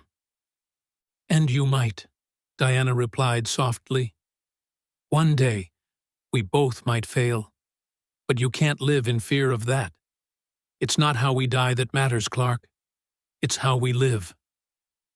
Silence fell between them for a moment, the night air thick with unspoken understanding. It's nice, Clark finally said, his voice quieter now, having someone who understands. Diana smiled warmly at him. Any time, Clark. Any time. Clark looked around, taking in the serenity of the spot they had chosen. This place is incredible. I've always wondered why it's here. Diana grinned teasingly. Do you really want to know? Clark considered it for a moment, then shook his head. Nah. The ancient stones of Stonehenge stood sentinel around them, silent witnesses to their quiet conversation beneath the stars. At the Metropolis Nuclear Facility, a quiet hum filled the core monitoring station. A tech sat behind a panel of gauges, lights, and switches, his feet propped up on another chair as he leaned back, engrossed in his copy of News Time. Supervisors passed by the glass booth, one of them knocking to get his attention. Don't fall asleep in there, Thomas, the supervisor called through the glass. The tech nodded, feigning attentiveness, but as soon as the supervisor left, he went back to his reading, the cover of News Time hiding a copy of Playboy. Suddenly, a siren blared to life, piercing the air. Lights on the panel flashed wildly, indicating a breach. The tech dropped the magazines, panic overtaking him as he fumbled for the massive procedure books beneath the desk. Supervisors rushed in, taking their places at the control panel, their faces etched with alarm. What in the world happened? The lead supervisor barked. We have a core breach in sectors 17, 5, 66, 75, and 43, the tech reported, his voice shaky. Another supervisor checked the readings, his face paling. Barrier 15 will reach maximum potential in 3 minutes. Reserve shields are holding. From across the room, a third supervisor held a phone to his ear, his expression grim. Damage control wants to know if we can contain it. There was a long, tense pause before the lead supervisor finally responded. Sound the alarms. The streets of Suicide Slum lay cloaked in the deep shadows of midnight, its grim reputation matching the decay of its surroundings. The crumbling tenements, barred windows, and broken-down cars filled the city's only ghetto, larger than some towns but forgotten by most. The occasional flashy car stood out like a dark omen, drawing wary glances from those who knew to cross the street rather than confront its owners. Here, survival was its own kind of law, and no one walked these streets at night unless they could defend themselves. On one corner, a group of young men loitered, passing the hours in idle chatter and music. Then, without warning, the sharp wail of sirens split the air. The sound echoed ominously, like World War II air raid sirens, filling the night sky with a sudden sense of dread. Everything froze. Cars came to a halt. Music stuttered into silence. Conversations died mid-sentence. Even those asleep in the surrounding buildings were startled awake, peering through cracked blinds and rusted windows to catch a glimpse of what was happening. Slowly, the people outside moved toward the center of the street, their eyes fixed on the distant glow of the Metropolis nuclear plant, barely visible at the edge of the slum. Clark Kent's apartment was silent, save for the soft hum of the city outside. Clark, shirtless and clad in simple sweatpants, lay sprawled across his bed, asleep and seemingly at peace. But in the back of his mind, something stirred. Muffled voices, faint and disjointed at first, gradually grew clearer. Has ruptured and reached threatening levels in the suicide slum borough of Metropolis. Clark shot upright, instantly alert. Without a second thought, he dashed into the living room, eyes locking onto the television. The screen flickered with images from the 24-hour news network, WGBS, though the volume was too low to make out the details. His focus sharpened as he absorbed the news, and in the blink of an eye, Clark was gone. His pajamas lay in a heap on the floor, where he'd stood just moments before. The window was wide open, curtains flapping wildly in the night breeze. Chaos ruled the streets of Suicide Slum. Sirens screamed, and people flooded the roads in a desperate attempt to flee. Cars jammed every inch of the streets, creating a suffocating gridlock. The monorails, already packed beyond capacity, groaned under the weight of the panicked masses shoving their way inside. Amid the chaos, riots broke out.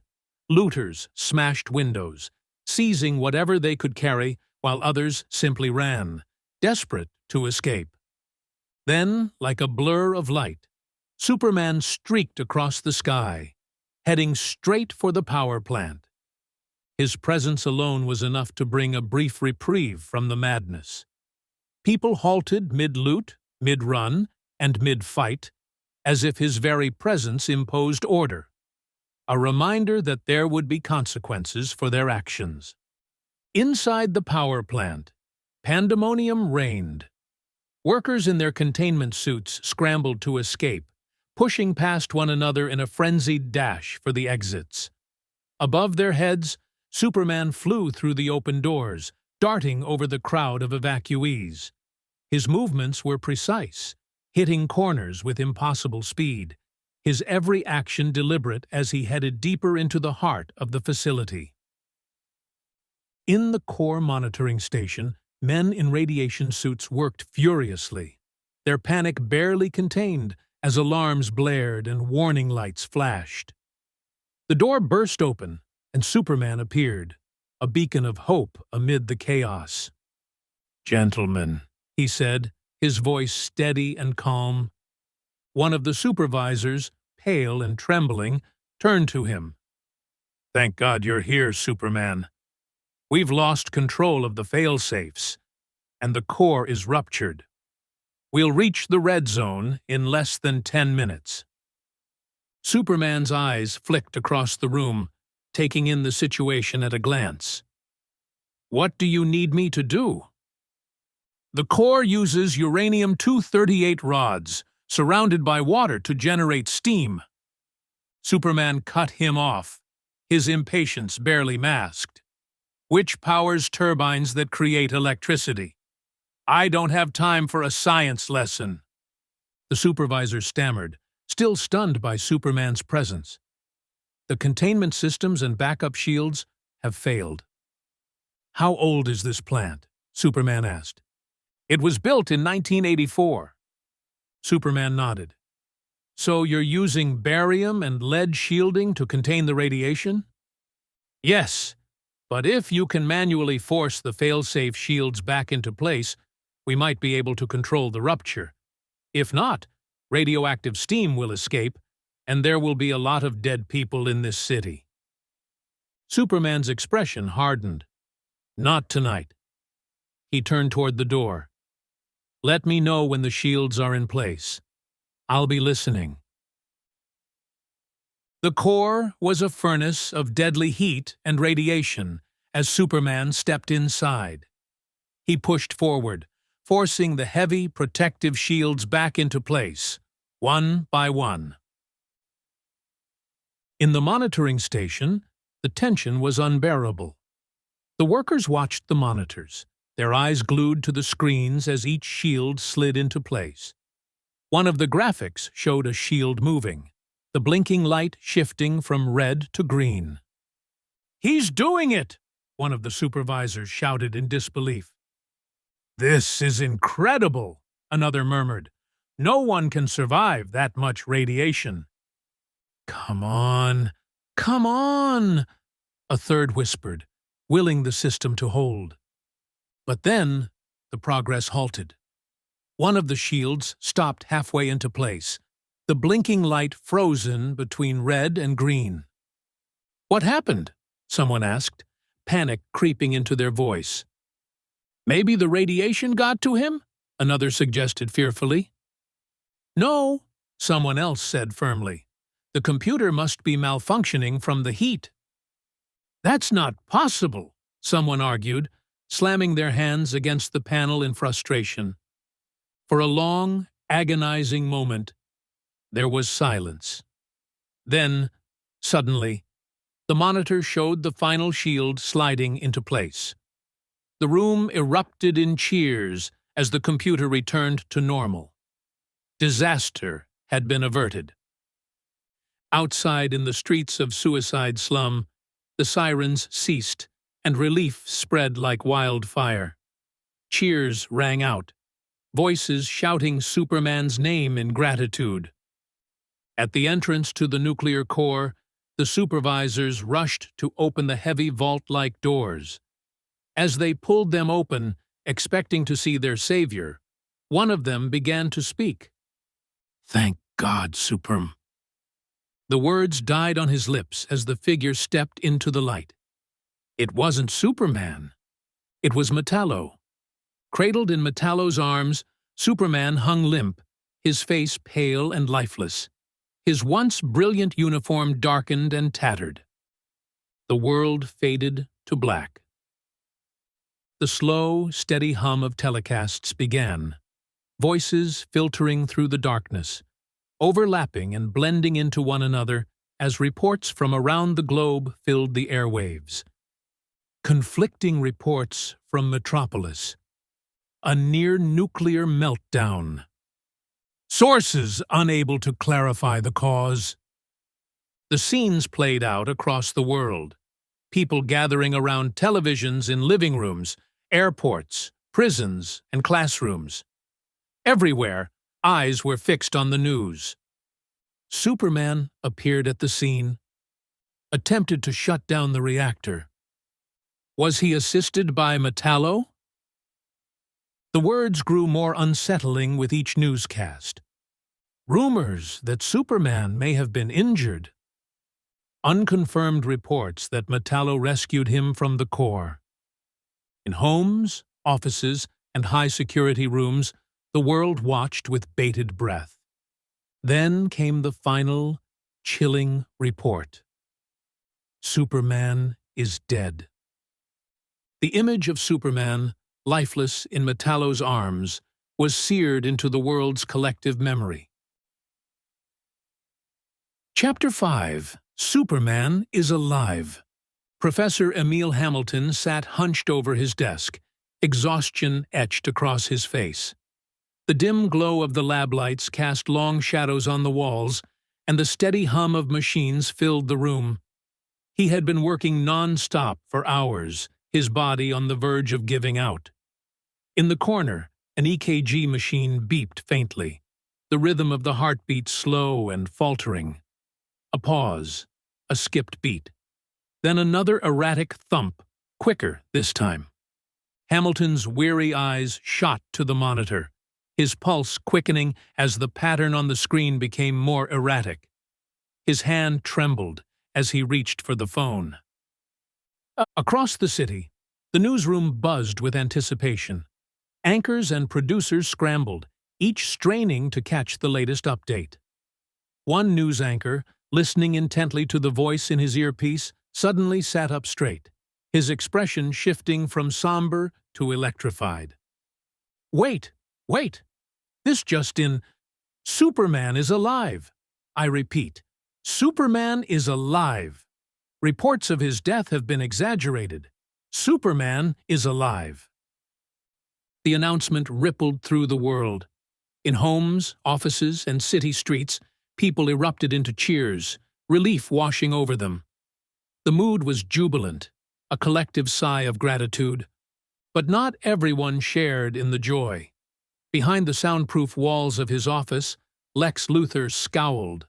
The muffled roar of his employees' celebrations could be heard through the door, but his face darkened with fury. Superman's survival had undone his plans. Back at STAR Labs, Superman stirred on the medical table, peeling off the adhesive pads that monitored his vitals. He sat up slowly, every movement deliberate and labored. His body was bruised and battered, his once vibrant costume now singed and torn. Professor Hamilton rushed to his side, eyes wide with concern. "Superman," he said, his voice barely containing his awe. "How did you get here?" Superman's voice was weak, but his resolve was intact. "They took me to the hospital," he said, leaning back against the cold metal table. "Broke 6 needles trying to get a blood sample. They gave up and brought me here." Hamilton nodded, but Superman's next words cut through the haze of exhaustion. "Are the people safe?" Hamilton hesitated. "Everyone is fine," he assured him. "Metallo shut the reactor down. He saved you." Superman's expression hardened. A flicker of anger crossed his features. He had failed, and Metallo had done what he couldn't. "I have to get out of here," Superman muttered, swinging his legs over the side of the table, though his body protested the movement. "Superman, wait," Hamilton said, stepping forward. "You're weak. I need to run more tests." Superman shook his head. "I'm sorry, Professor, but I don't have time for that." Unsteady on his feet, Superman staggered toward the door. The lab staff watched him with wide eyes as he made his way out, a shadow of the invincible hero they once knew. Outside, the bright light of day greeted him harshly. Superman paused on the pavement, took a deep breath, and raised his hands. His ascent was slow and deliberate, every muscle strained with effort. His flight, once effortless, now looked like a man struggling against gravity. He wavered in the sky, a sick man trying to carry on with the impossible. In Smallville, Lana Lang sat curled on her couch, her feet tucked beneath her as she watched the news. The flickering images of Metropolis filled the screen, but her mind was elsewhere. The past few days had been a whirlwind, and the sight of Superman's struggle weighed heavily on her heart. A tap at the balcony window startled her. She jumped, and there, hovering just outside, was Superman. Though he looked different than before. His usual strength seemed dimmed, but his presence was enough to bring her to her feet. She rushed to open the window. Without hesitation, Lana leaped into Superman's arms, not caring that they hovered 30 feet above the ground. He held her close, though his grip was weaker than usual. "They said you were dead," she whispered, her voice trembling. "I'm not," he replied quietly. With gentle precision, he floated down to the balcony and stepped inside her living room. Setting her down, he took in his surroundings, the warmth and familiarity of Lana's home offering him a moment of peace. "Lana," he began, his voice heavy with exhaustion. "May I stay here for a while?" "Of course," she said, concern clouding her face. "Is everything okay?" "I just need some time away," Superman replied, the weight of the world settling on his shoulders. Lana's heart ached at his vulnerability, but she smiled softly. "I'm glad you're here," she said, her arms still around him. In Metropolis, Mayor Frank Berkowitz stood at the podium, cameras flashing as the press gathered for a hastily arranged conference. His deputy, Michael Walker, introduced him, and the mayor stepped forward, clearing his throat. "Ladies and gentlemen," Berkowitz began, his voice solemn. "This morning, there was an unidentified malfunction at the Schuster nuclear facility. Attempting to stop a potential meltdown, Superman was rendered unconscious. His condition was unknown, and for a moment, we feared the worst." He paused, letting the weight of his words settle over the room. "But thanks to the bravery of another hero, Metallo, the reactor was shut down, and Superman was saved from certain death." There was a murmur of shock in the crowd. The double doors at the back of the room swung open, and Metallo himself strode in. The cameras exploded in a frenzy of flashes as he made his way to the podium, shaking the mayor's hand before stepping forward. Back in Smallville, Clark sat on the couch with Lana, his gaze fixed on the television. The broadcast of Metallo's speech played out, but Clark barely listened. He stared, his mind elsewhere. "I feel so incompetent," Clark muttered, his voice low. Lana turned to him, her eyes soft with sympathy. "Maybe you should stay here," she offered. "With me." Before Clark could respond, the phone rang. Lana answered, glancing at him as she mouthed, "Your mother." Clark shook his head, silently telling her not to reveal his presence. "Hello?"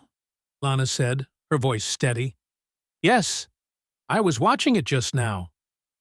She paused, listening to Mrs. Kent on the other end of the line. "Sure, Mrs. Kent. I don't know either." "Well, you know I will." "Okay. Give Mr. Kent my best. Bye." She hung up the phone and sighed in frustration. "I hate lying to your mother," she said, her voice tinged with guilt. "I feel so terrible." Clark gave her a faint smile. "She knows what happened. If she knows I'm here, she won't want me to go back." Lana's expression fell, her disappointment clear. "So, I guess that means you're not staying?" Angela Chen sat poised at her desk, her dark hair perfectly arranged, her expression calm but intense as she addressed the camera. "Welcome to a special edition of Action Comments," she began, her voice smooth and professional. "I'm your host, Angela Chen. In light of the near disaster that took place several days ago, a debate has emerged regarding Metropolis's questionable power source. Our special guest for this hour is one of Metropolis's most well-known figures, millionaire industrialist Lex Luthor. Luthor was seated across from her. He wore a sharp suit, the gleam of his cufflinks catching the light. His eyes narrowed slightly at the introduction. "Billionaire," he corrected, his voice cold and precise. Angela flushed just slightly. "Oh, I'm sorry." Luthor waved a dismissive hand, a thin smile playing at his lips. "A common error."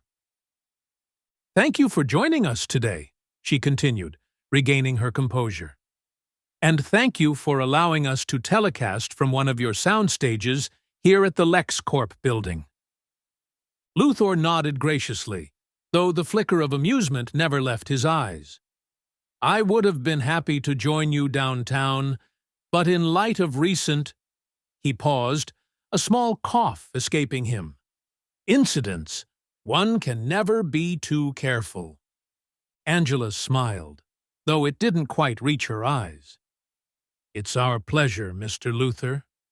She took a beat, shuffling the papers before her. Now, it's your opinion that the recent crisis could have been entirely avoided, isn't it? Luthor leaned forward, clasping his hands. Absolutely. Several months ago, my engineers at LexCorp developed a revolutionary energy source. This source has the capacity to generate the same power as a nuclear facility, without any of the unpleasant side effects that Metropolis nearly experienced firsthand.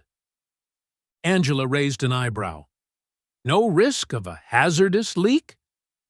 None whatsoever, Luther said smoothly. Our energy source operates by splitting atomic particles and harnessing their energy, without any of the radioactive waste typically associated with such processes. But if there's no radioactive waste, Angela pressed, then you're not splitting uranium or any other radioactive element. So, what exactly are you splitting? Luthor's smile widened, the gleam in his eyes turning sharp. Now, Angela, he said almost indulgently, if I had a dime for every time someone asked me that, I'd be a millionaire. Angela tilted her head, catching his game. But you're a billionaire. You catch on quickly. Angela reached to the side, picking up a report. This is a statement from the Metropolis Energy Commission, she began, her voice firm. They reviewed your proposal and raised concerns about your refusal to allow an independent safety committee to test the energy source, or even reveal its origin. Luthor's smile faded, his gaze hardening. Angela, he said slowly, his tone now as cold as steel. You don't ask God how he makes air. You're just grateful that it's there. Let it be known that only 2 people on that panel opposed me, and those 2 refused to step into the 21st century. And then there's the matter of cost, Angela countered, refusing to back down. Your energy solution would cost the citizens of Metropolis 3 times what they currently pay. Do you think that's fair? Things cost money, Luther said, his voice dripping with disdain. Power plants cost money. Research costs money. Skilled employees cost money. Your children's safety costs money. Sure, people will say it's expensive, but I guarantee the people at Love Canal, 3 Mile Island, and Chernobyl would have gladly paid for this option. He leaned back in his chair, his eyes narrowing as he delivered his final blow. In fact, I bet there are people in Suicide Slum tonight who would pay any price for that kind of security. Angela hesitated, but pressed on. But aren't you worried that people will see this as just another case of the rich getting richer? Don't you have a responsibility to— I want what's best for my city, Miss Chen, Luther interrupted, his voice cold. I'm a businessman. Let Simon Carr and Ted Cord play at being philanthropists. I provide Metropolis with innovation. They call this America's city for a reason. We don't settle for being the standard. We set the standard. And if a few extra pennies are too much for the citizens of Metropolis to handle, then frankly, it's a sad day for this city. How many meltdowns do we need to endure before people realize that safety is our responsibility, not some strangers in red underwear? Angela blinked, taken aback.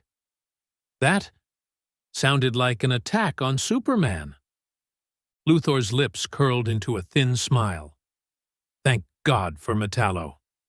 Without him, Mayor Berkowitz would have a few 100,000 deaths to account for. Angela, recovering quickly, shuffled her papers again. Well, in a poll taken earlier this afternoon, Metropolis citizens were asked who they would trust in a crisis. 82% still said Superman. It may be a little premature. Suddenly, The sound of shattering glass filled the room. The camera cut to a television screen, now cracked and flickering. From somewhere in the distance, a voice bellowed in fury. "What the heck?" Metallo sat slumped on an oversized couch, surrounded by scantily clad women.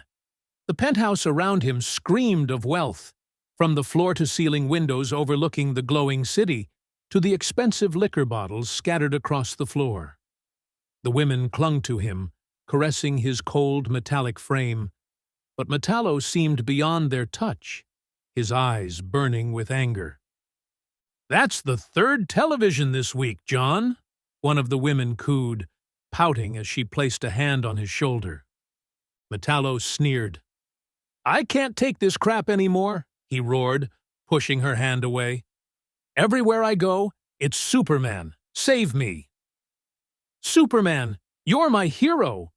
How many people do I have to save before I get some respect?" The woman beside him, unfazed by his outburst, lazily placed in order for a new television. Another leaned closer, whispering in his ear, "You're so much sexier than Superman, John. Capes are out this year. Everyone knows nice boys finish last." Metallo's expression twisted into a grimace. "No!" he shouted, standing abruptly, shoving them off him. "I don't feel anything.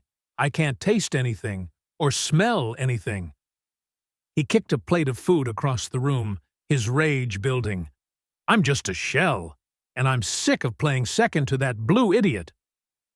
The room fell silent as he stormed to the door. The women, now dead serious, exchanged looks. They were more than just pretty faces. They had a job to do, keeping Metallo placated. One of the women, her voice low and urgent, spoke into the phone. "Security? He's on the move." Meanwhile, back at LexCorp, Luthor's cell phone rang. He answered it with a casual flick of his wrist. After listening briefly, he nodded and dialed another number. "Mercy," he said coolly. "He's on his way. Initiate Maneuver 6. At the edge of the room, Mercy Graves, dressed sharply in black, responded into her cufflink microphone. "Yes, Mr. Luthor," she said quietly, before slipping out the door. Metallo stepped out of the elevator, his towering frame filling the space as 4 security guards rushed toward him. The first guard, face set in determination, held up a hand. "Sir, I'm going to have to ask." But before he could finish, Metallo grabbed him by the collar and hurled him effortlessly through the air. The guard crashed to the floor, skidding until his body collided with the wall. Without pausing, Metallo snatched another by the belt, lifting him high enough that his feet knocked ceiling tiles loose, and then dropped him hard.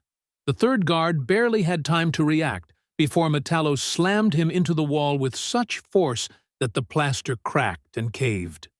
The man's unconscious body hung suspended in the jagged plaster for a moment before slumping to the ground. The last guard, trembling, pulled his weapon and fired several shots. The bullets pinged harmlessly off Metallo's steel back. Metallo turned slowly, his glowing green eyes narrowing in disdain as he faced the remaining man. "Is that the best Luthor's got?" he sneered.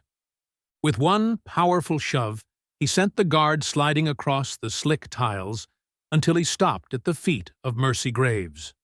The woman, calm and composed as always, stood there like a sentinel. Her icy gaze met Metallo's as he approached, stepping over the fallen bodies without a second thought. She raised a hand, signaling him to stop. For a moment, the hallway grew deathly quiet. Metallo loomed over her, his hulking mass making her appear even smaller. His fury blazed like molten metal, but Mercy's face betrayed no fear. Instead, she reached into her jacket pocket and produced a small device, a remote control with a single button. "You gotta be kidding me," Metallo growled, his voice laced with contempt. Mercy gave no response, only pressed the button with a measured, deliberate motion. Instantly, a guttural scream tore from Metallo's throat, cut off as he collapsed to his knees in agony. His mechanical body convulsed, and he crumpled forward, clutching his head as waves of pain coursed through him. Through Mercy's earpiece, Lex Luthor's smooth voice hummed. "Mercy, is our guest under control?" "Yes, Mr. Luthor," she replied evenly, watching as Metallo writhed at her feet. "Good. Prepare him for company. I'll be up shortly." Metallo was dragged, immobile but still seething with rage, into the penthouse suite where LexCorp had housed him. They strapped him into a massive metal chair, his wrists and ankles bound by thick modified manacles. Though his muscles strained against the restraints, only his head could move, and his face twisted with fury. The doors swung open, and Lex Luthor strolled in, the air around him oozing self-satisfaction. He made his way to the bar, casually mixing himself a drink as if he had all the time in the world. "John Corbin," Luthor began, not even bothering to glance in Metallo's direction. "I thought our partnership had been quite productive. You really must learn how to behave when you're a guest in someone's home." "What on earth have you done to me, Luthor?" Metallo growled through clenched teeth. Luthor finally turned, a smirk playing on his lips as he took a sip from his glass. "The same thing I do to everyone, John. I control you." Metallo glared at him, hate simmering beneath his mechanical surface. "I'm no one's puppet." "Oh, but you are, John. And you always will be," Luthor replied, sauntering over to the chair and tapping one of the manacles with his sterling silver pen. "Did you really think I would spend billions turning you into the most powerful thug on Earth just to let you walk away when you got bored? No, no. It's all about planning. That's why I'm the man pulling the strings. And you, well, you're stuck in that ridiculous chair." Metallo struggled against his bonds, the metal groaning under the pressure of his strength. "No one treats John Corbin like a chump." Luthor's smile vanished, replaced by a cold fury. "I treat you like a chump because you are a chump, John. Without me, you're nothing. Just another two-bit assassin rotting in some shallow grave." Metallo's face contorted in frustration. "Without you, I'd still be a man. Now I can't feel anything. Heat, cold, nothing. I can't taste, can't smell. I'm a darn freak, Luthor, and it's all because of you." Luthor's anger flared. "I saved your life, Corbin. You should be thanking me. If it weren't for me, you'd be nothing but a corpse, an afterthought." Metallo's eyes narrowed. "This isn't over, Luthor." "Is that a threat?" Luthor asked, leaning in closer. Metallo's voice was low, dangerous. "Why don't you call one of your lawyers and let them figure it out?" Luthor chuckled darkly. "Better yet, why don't I call my technicians and have them take you apart, piece by piece?" He paused, watching as Metallo remained silent.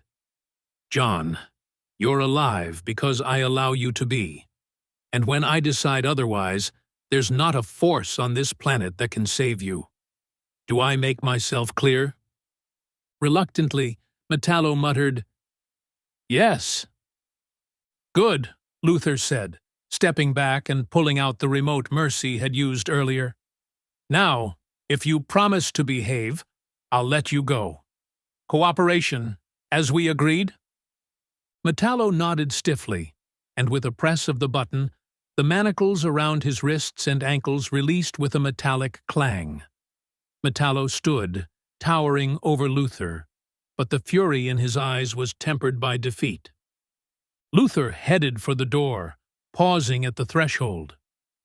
"And John," he said without turning around, "you may be a shell of your former self, but at least you still have your health." The door closed behind him, leaving Metallo standing in the dimly lit room. Furious, he grabbed the metal chair and tore it in half with a single, violent motion, the jagged pieces clattering to the floor. Alone, Metallo paced the room, the weight of his situation pressing down on him like a vice. After what felt like an eternity, he stormed out, determined, with a mission that would not be ignored. Those who crossed his path scattered, eyes wide with fear as he passed. Chapter 6. Damage Report. Metallo entered the LexCorp Communications Center, the sleek door sliding open with a quiet hiss.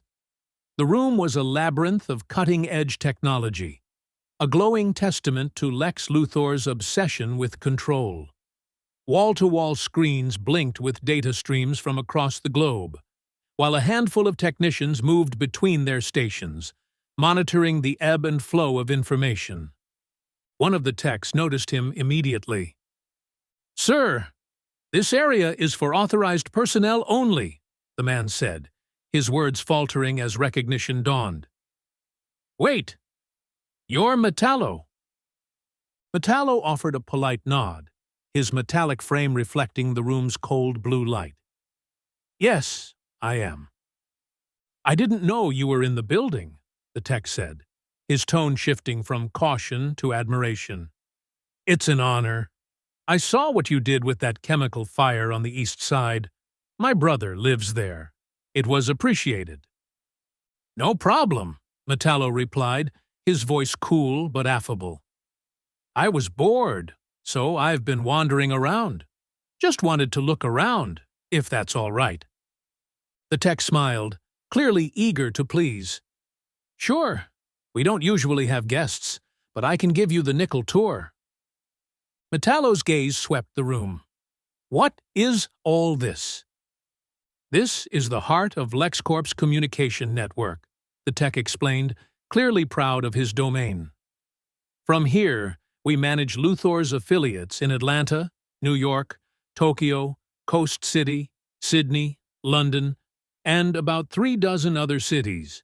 Mr. Luthor controls information with his private network, plus the 68 satellites he has in orbit.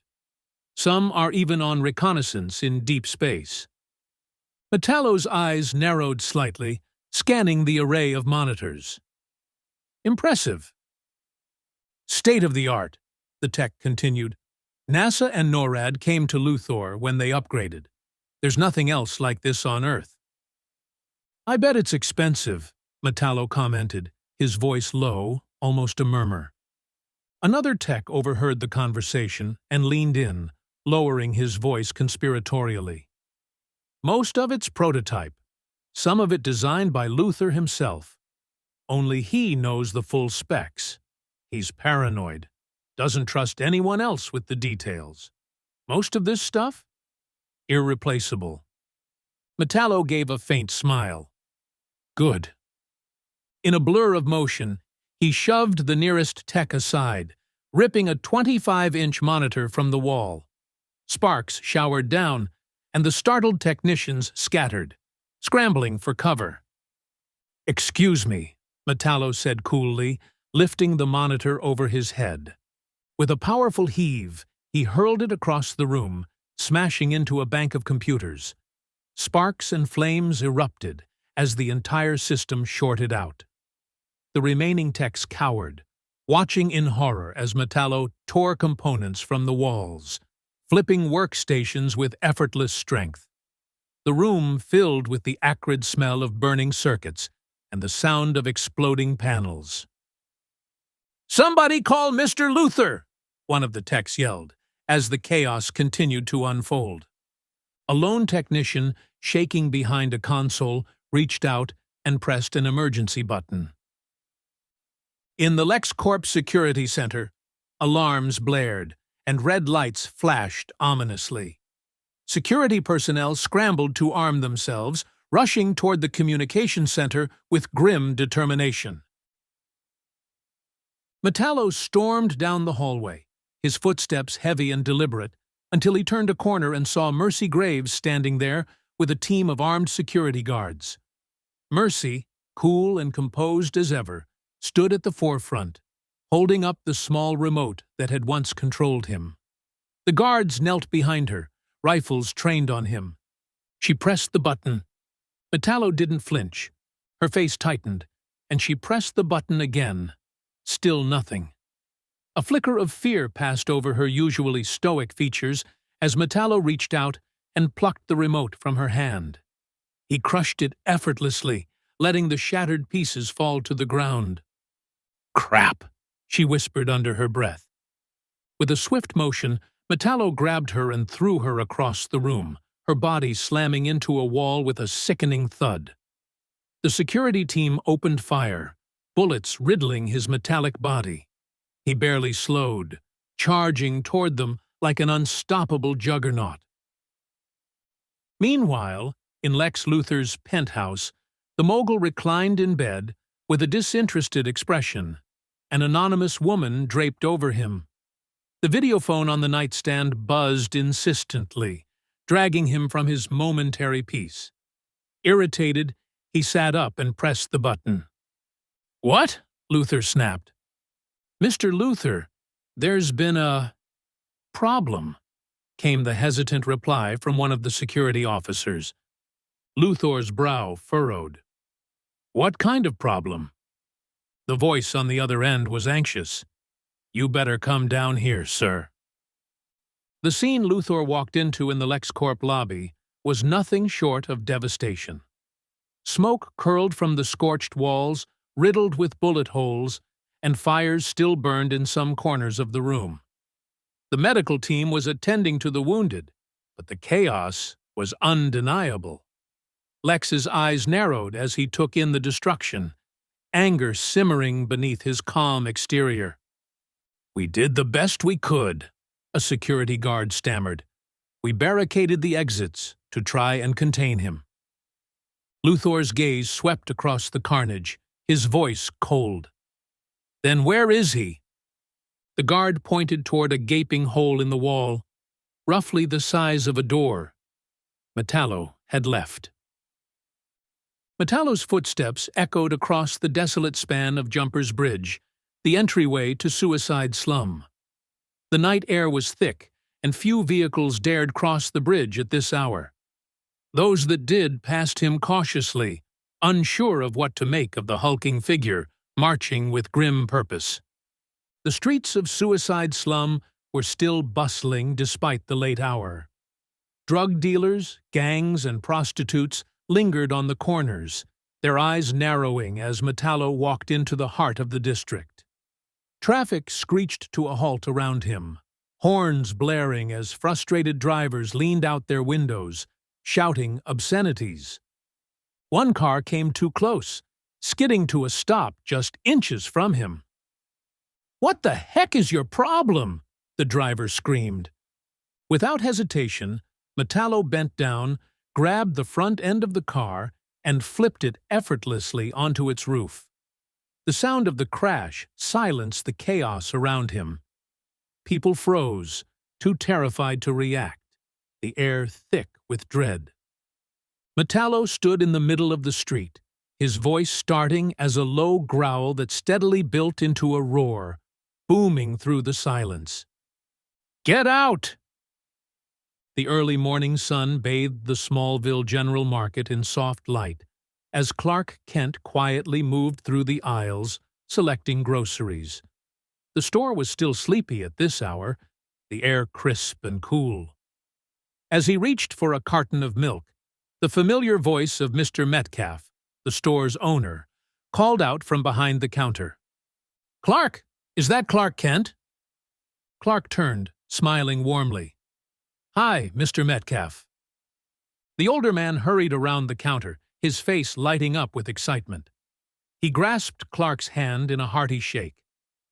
"I don't think I've seen you since you went off to the big city to be a reporter."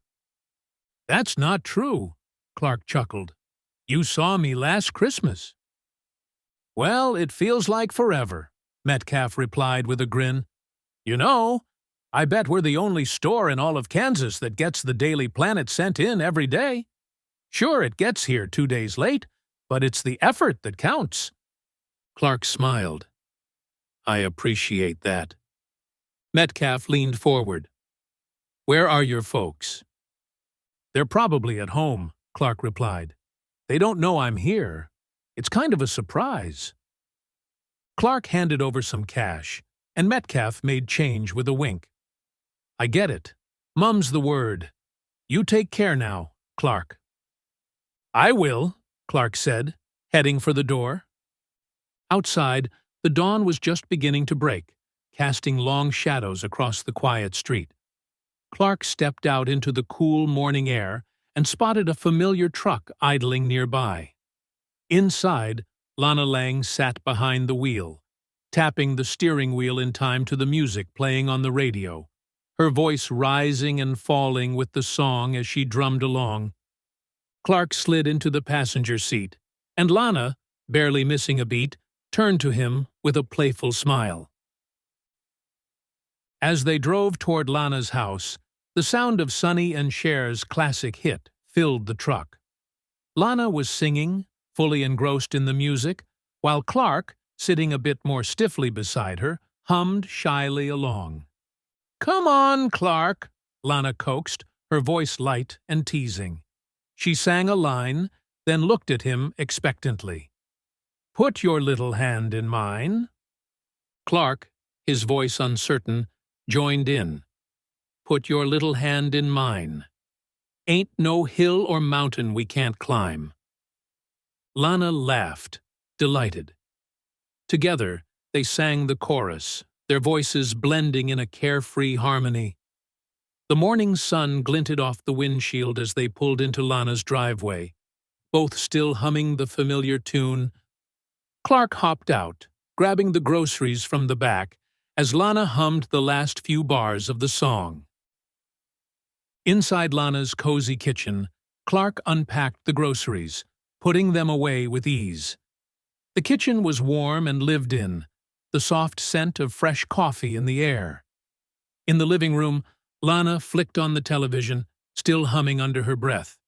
Her humming trailed off suddenly, and without a word, Clark instinctively emerged from the kitchen.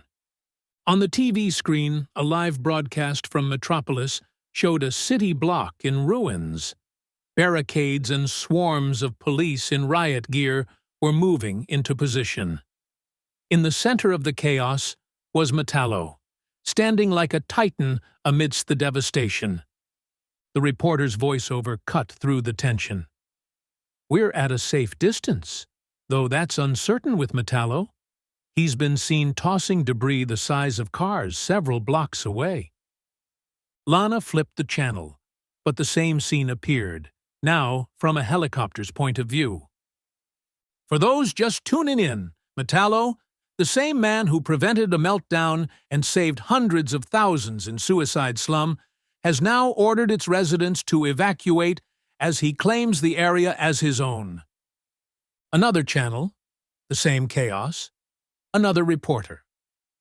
Metallo has declared Suicide Slum his property, forcing its citizens out, stating, whoever wants it can come and get it. Lana changed the channel again. More news. More destruction. Most of the area's residents have not returned since the nuclear scare, but now Metropolis's Special Crimes Unit has been called in. The governor is requesting National Guard assistance in the absence of Superman. Clark's expression hardened, conflicted.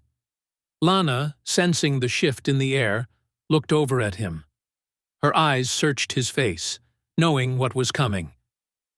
I have to go, Clark said softly, already moving toward the door. Why does it always have to be you, Clark?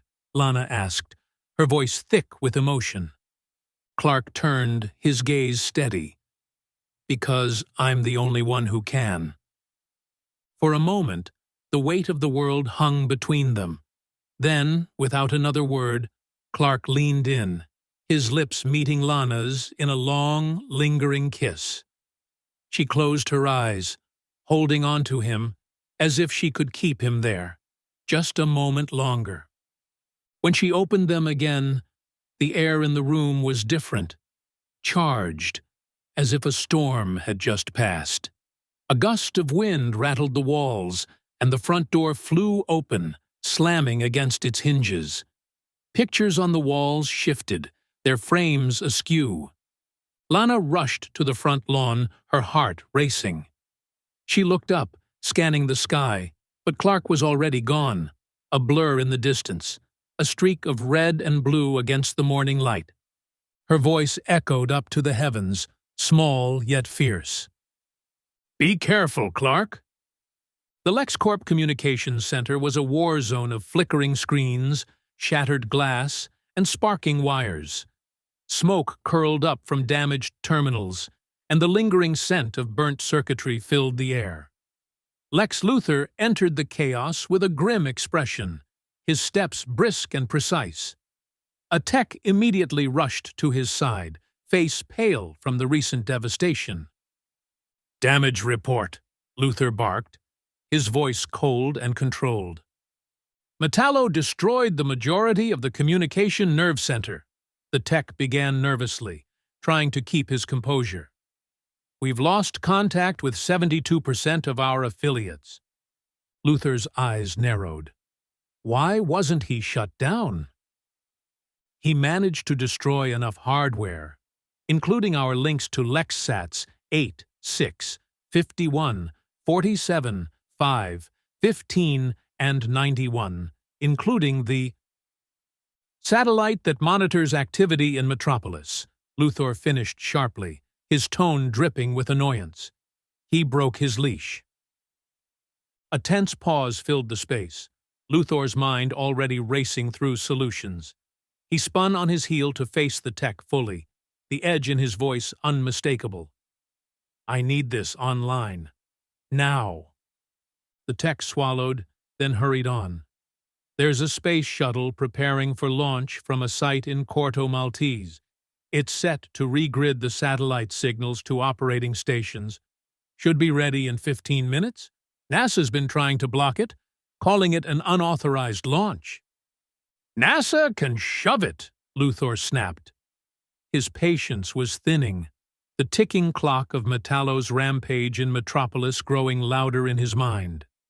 "We estimate 50% of the hardware should be back online within 5 hours, the tech offered. But the words barely left his mouth before Luthor's eyes blazed with anger. "If that's your best won't do," Luthor hissed, his calm unraveling. "Metallo is tearing up a city block, and every cop in the state is about to take a shot at him. I'm not about to have my investment taken out by a bunch of grunts with cheap metal badges. Either this system is online within the hour, or you answer to me." Without waiting for a response, Luthor stormed off, his coat swirling behind him like a dark omen. The tech, visibly shaken, called after him, "We'll triple our efforts, sir." Suicide Slum at dawn was a battlefield.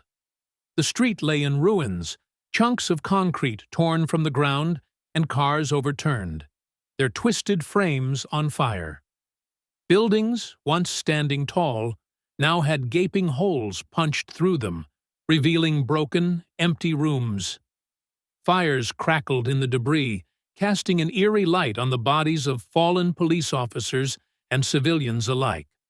Anyone who had dared to stand in Metallo's way. And there, among the wreckage, stood Metallo himself, a towering figure of metal and rage. His body was barely worn from the destruction he had unleashed, his movements erratic, driven by fury and chaos. Sparks flew from his limbs as he continued to rampage through the crumbling streets, unstoppable, relentless. Oh! Beneath the streets of Suicide Slum, in the subway, the scene was no less chaotic. Hundreds of people were packed together, crushing into the station, desperate to flee the growing devastation above. The platform echoed with the shouts and cries of the terrified crowd, the atmosphere thick with panic. Amidst the throng, two figures were fighting their way against the tide, Lois Lane and Jimmy Olsen. They were the only ones heading toward the disaster, not away from it. "Come on, Jimmy!" Lois shouted, grabbing his arm to pull him through the sea of bodies. Jimmy, eyes wide and filled with concern, shook his head. "I don't think this is a good idea, Miss Lane." "Front seat at the fight of the century is always a good idea," Lois shot back, determination gleaming in her eyes. Jimmy hesitated, his voice low. "But nobody's seen Superman in days." Lois paused for the briefest of moments, annoyance flickering across her face. "What does that have to do with anything?" "If nobody's seen Superman, then who's going to save us if something goes wrong?" Jimmy's voice was tinged with fear, and his words gave Lois pause.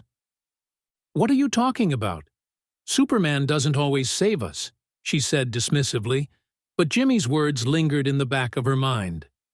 Jimmy looked at her earnestly, his voice quiet but firm. "Yes, he does. Especially you." Lois froze, caught off guard by the truth in Jimmy's words. She had never really considered it before. Superman always was there, especially for her. She shook off the thought, her expression hardening again. "Let's go." With renewed determination, they pushed through the panicked masses, heading straight into the heart of the chaos, while everyone else fought to escape it. Chapter 7. Deadly Force. Lois and Jimmy burst onto the street, only to find themselves thrust into the chaos of a full-blown firefight. Gunfire rattled the air, and the ground seemed to tremble beneath their feet. Lois instinctively ducked, her heart racing, while Jimmy, wide-eyed but ever the photojournalist, started clicking away, his camera capturing the destruction and mayhem around them. Just as the crack of bullets echoed through the streets, the roar of engines filled the air. 6 massive, Humvee-like riot vehicles rolled into the scene, their thick armor gleaming in the early light.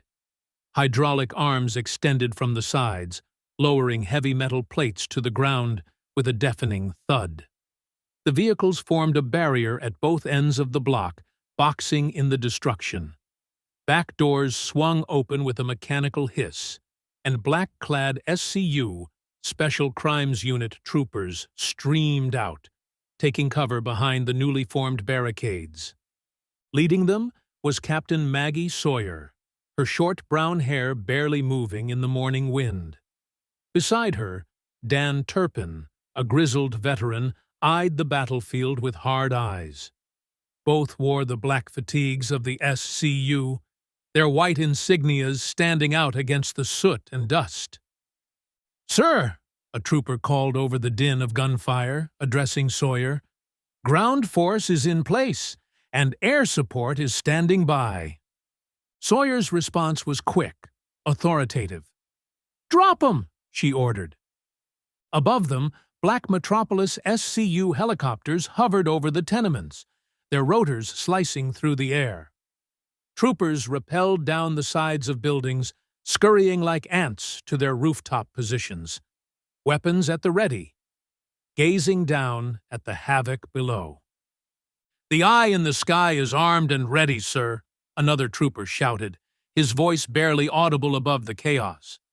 Sawyer grabbed a megaphone and raised it to her lips, her voice booming over the battlefield.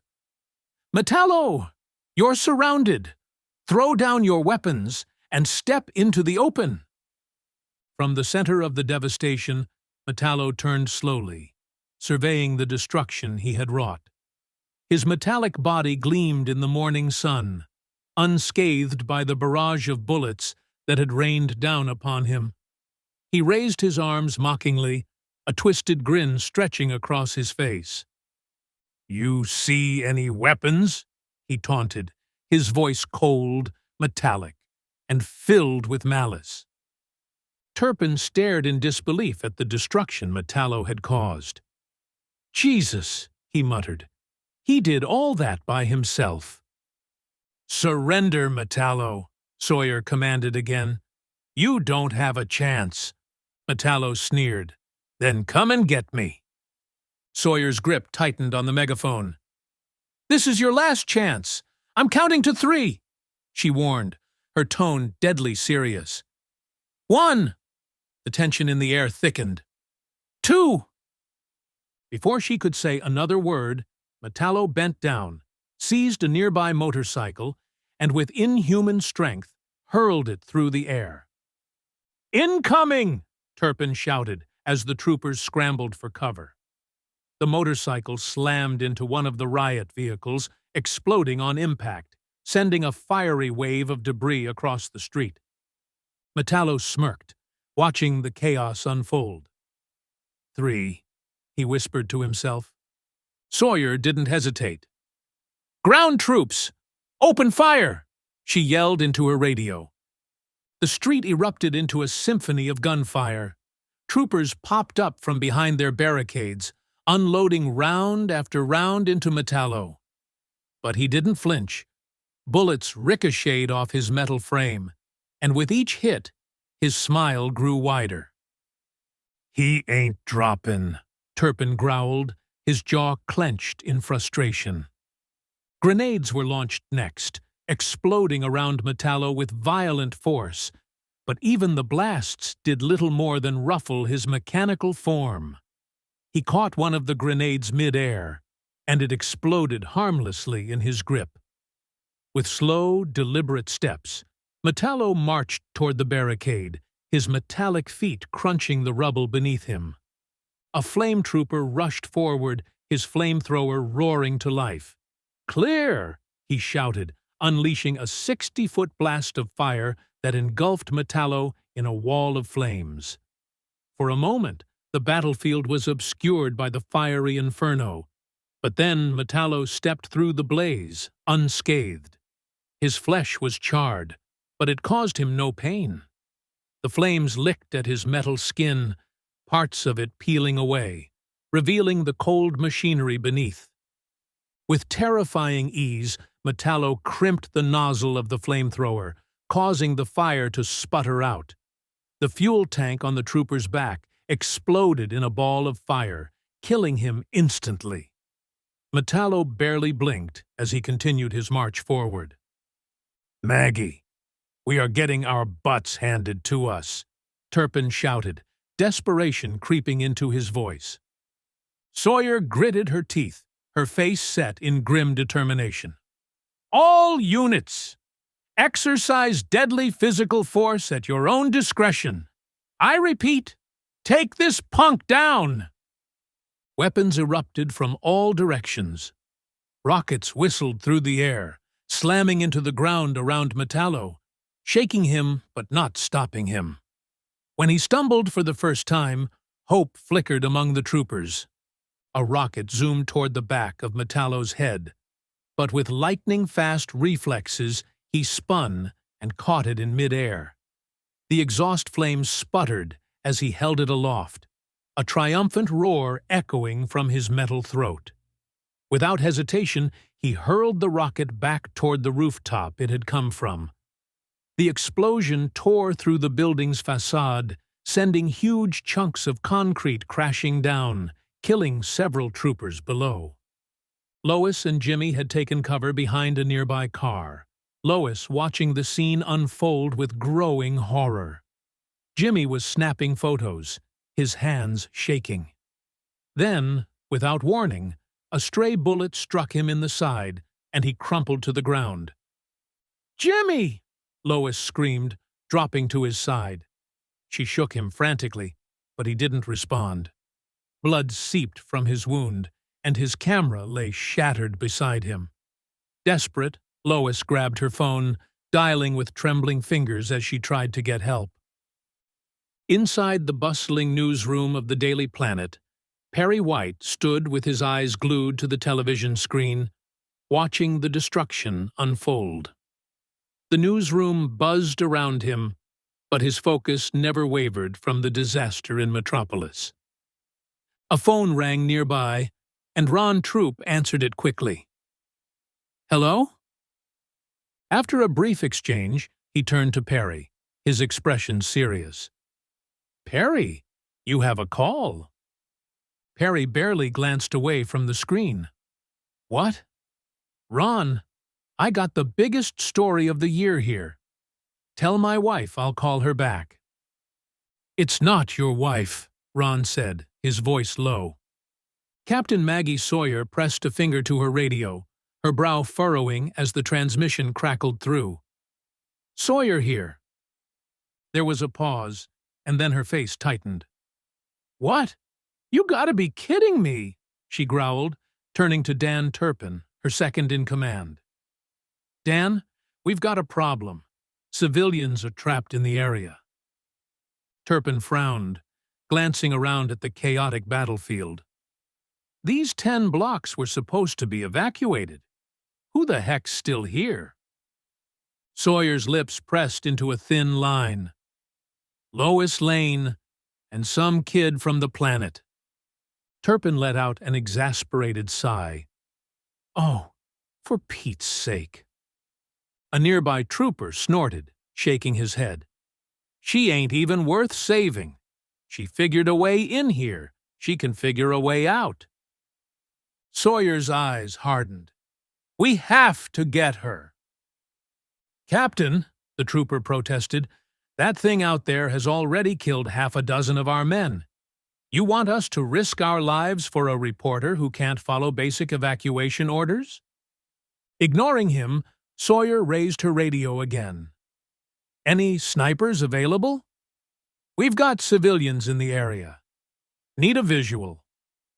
She turned back to the trooper, her expression unyielding. She's coming out with us. That's an order. The trooper looked away, shaking his head. I'm not going in there. Before Sawyer could respond, a voice crackled through her radio. Sniper reporting. There's a woman and a boy about 300 yards in from the east side. The boy's unconscious. No problem, Turpin said, grabbing his gear with a grim smile. I'll go.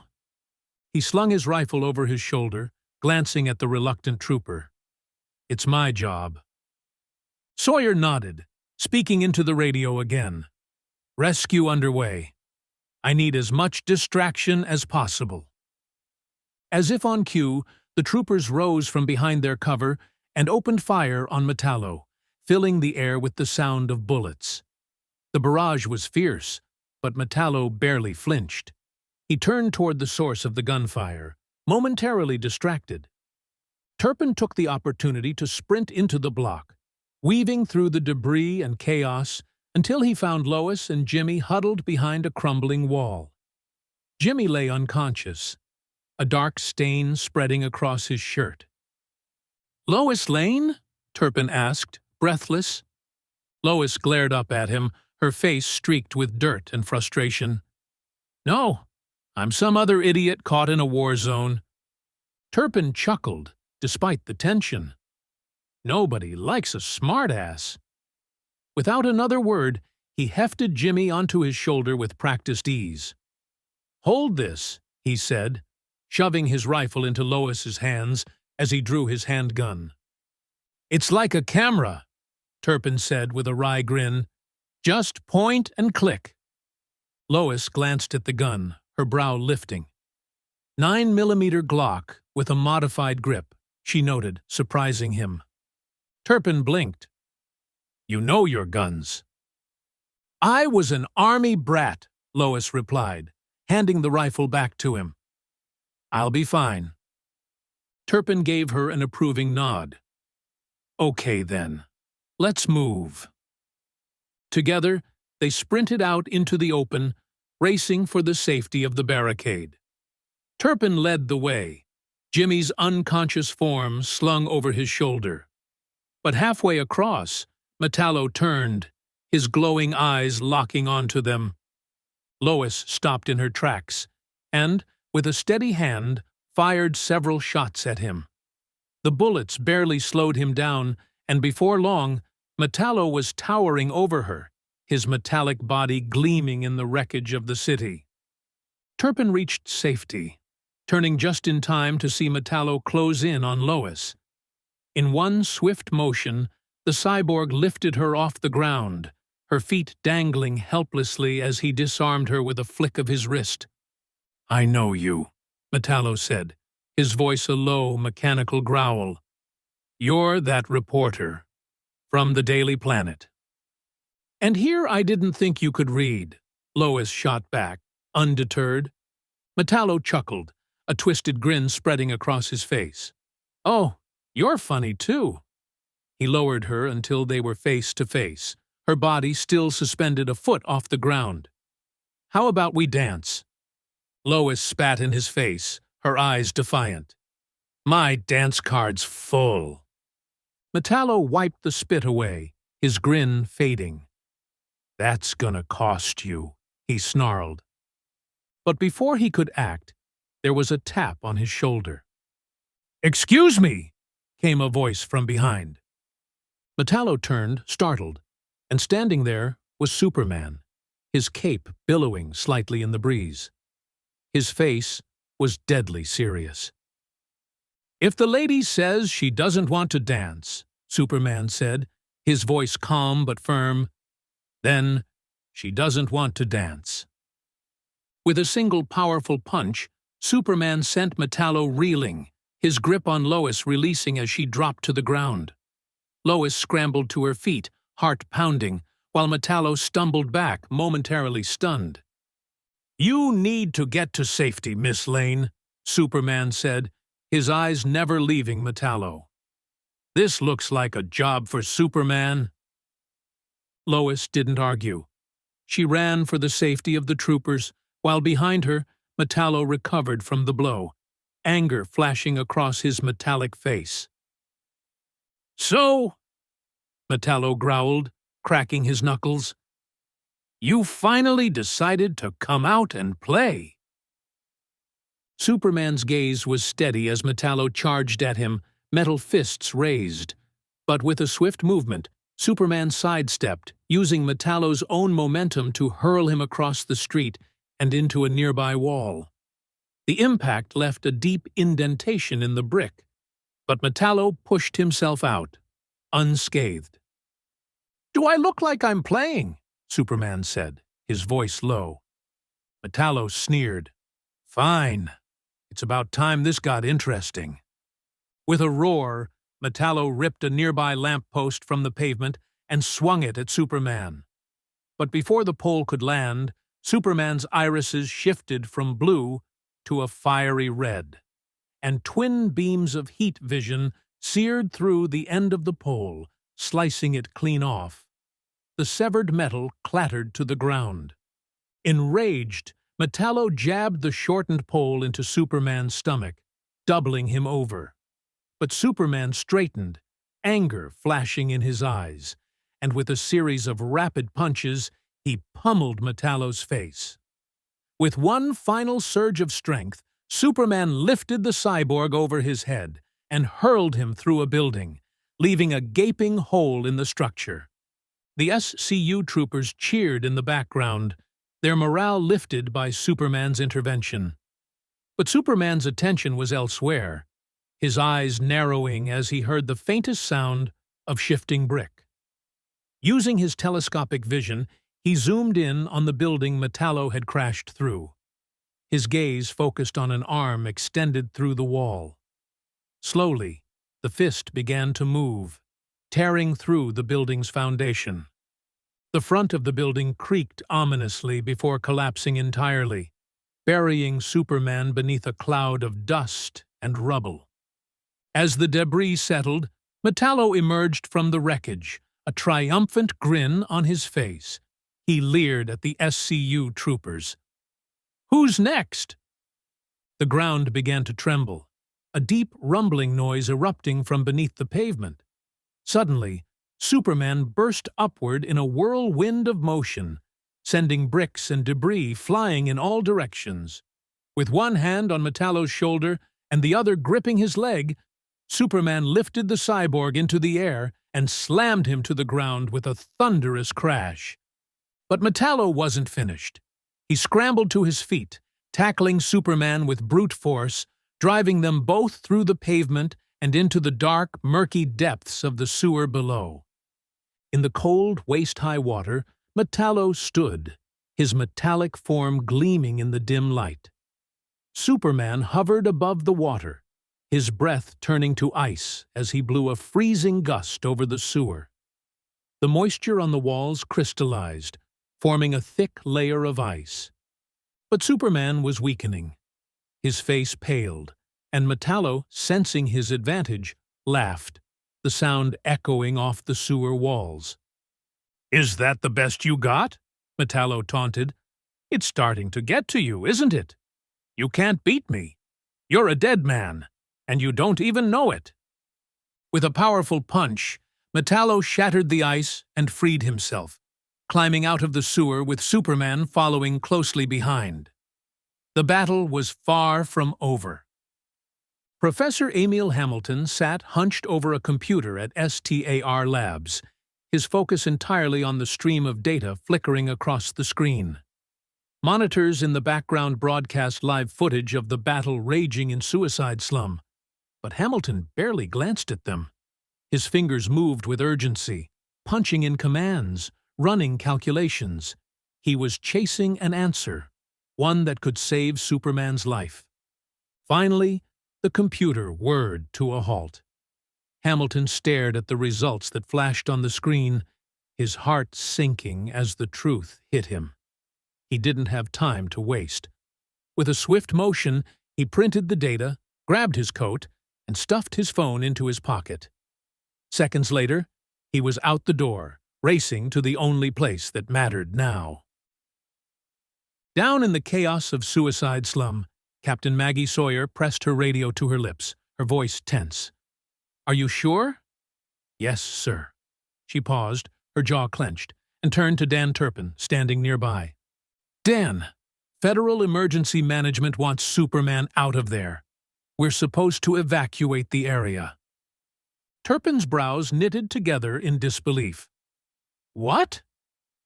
"You heard me," Sawyer replied, her voice carrying the weight of urgency. "Hamilton at STR says if we don't get him out in the next 5 minutes, he's dead." Turpin shook his head, scanning the hellscape before them. "And we're supposed to leave." Sawyer gave him a grim look. "We have orders to pull Superman out and rendezvous with Hamilton at Swan and 143rd. "Dandy," Turpin muttered, glancing out at the battlefield where Superman was taking a brutal beating. "So, who's going in to get him?" Superman struggled to catch his breath, blood trickling from the corner of his mouth. He staggered to the side, dodging Metallo's relentless assault, and fired his heat vision in desperation. The red beam seared through the air, but Metallo merely raised his hand, blocking the blast as if it were nothing more than a flicker of light. His skin began to burn away, revealing the mechanical nightmare beneath. A skeletal metal hand, brimming with gears and joints, each one more advanced and terrifying than the last. Metallo's voice was as cold and sharp as the steel in his chest. "Let's get this over with." With a flick of his hand, Metallo ripped open his scorched shirt, exposing the true horror within.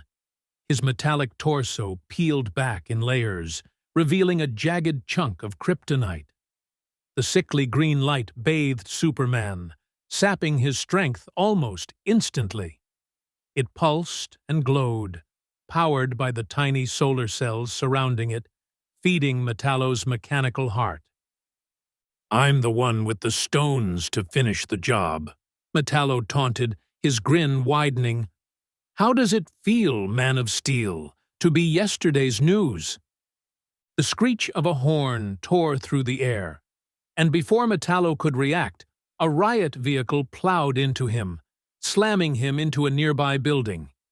The impact reverberated down the block, and the mechanical monster was pinned under its weight. In the distance, another vehicle roared toward Superman. Inside, Sawyer and Turpin moved with practiced precision. Sawyer barked an order to the troopers standing by, and within moments, they had Superman, barely conscious, pulled up through a hatch in the floor. Turpin slammed it shut as the vehicle took off at full speed. "Let's move!" Sawyer shouted, glancing back at the devastation in the rearview mirror. Behind them, Metallo roared in fury, throwing the riot vehicle off himself with a vicious shove. But the SCU was already speeding away, leaving the chaos behind. In the mayor's office, Mayor Berkowitz paced, tension crackling in the air as his emergency council buzzed with chatter. His phone rang, and the deputy mayor, Walker, hurried to answer. "Sir," Walker said, his voice tight. "I'm busy," Berkowitz snapped, not slowing his pace. "It's the president, sir." That stopped Berkowitz in his tracks. He took the call, listening for only a few moments before his face fell, drained of color. "The president has declared Metropolis a disaster area," Berkowitz said, his voice hollow. "We've been denied National Guard assistance." "What are we going to do?" Walker asked, the question hanging in the silence. Berkowitz closed his eyes for a beat, then spoke with a heavy heart. "He's sending someone else." On the streets of Metropolis, a crowd had gathered, their eyes glued to a massive jumbotron broadcasting the battle. The newscaster's voice echoed through the city streets as they watched Superman's rescue unfold. "It seems, in a diversionary tactic, the SCU has managed to distract Metallo and extract Superman," the anchor reported. "The situation remains critical, and we're being instructed to evacuate." The droning report was interrupted by a sudden, distant hum.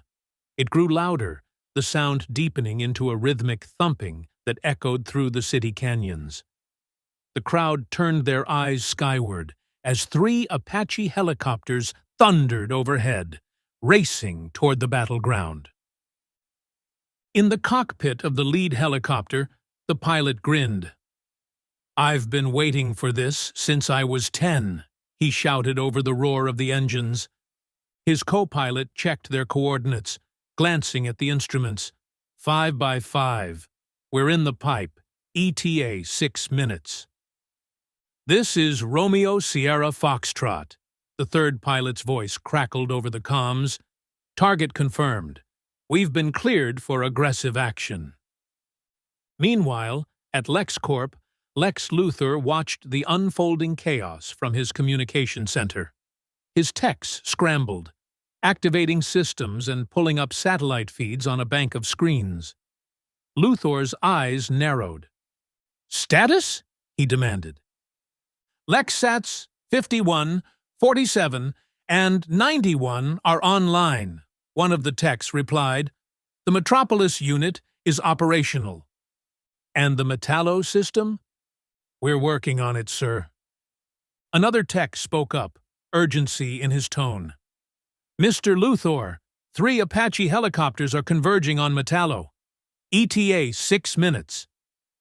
Luthor turned to Mercy, who stood at attention, still wearing a neck brace from her previous encounter with danger.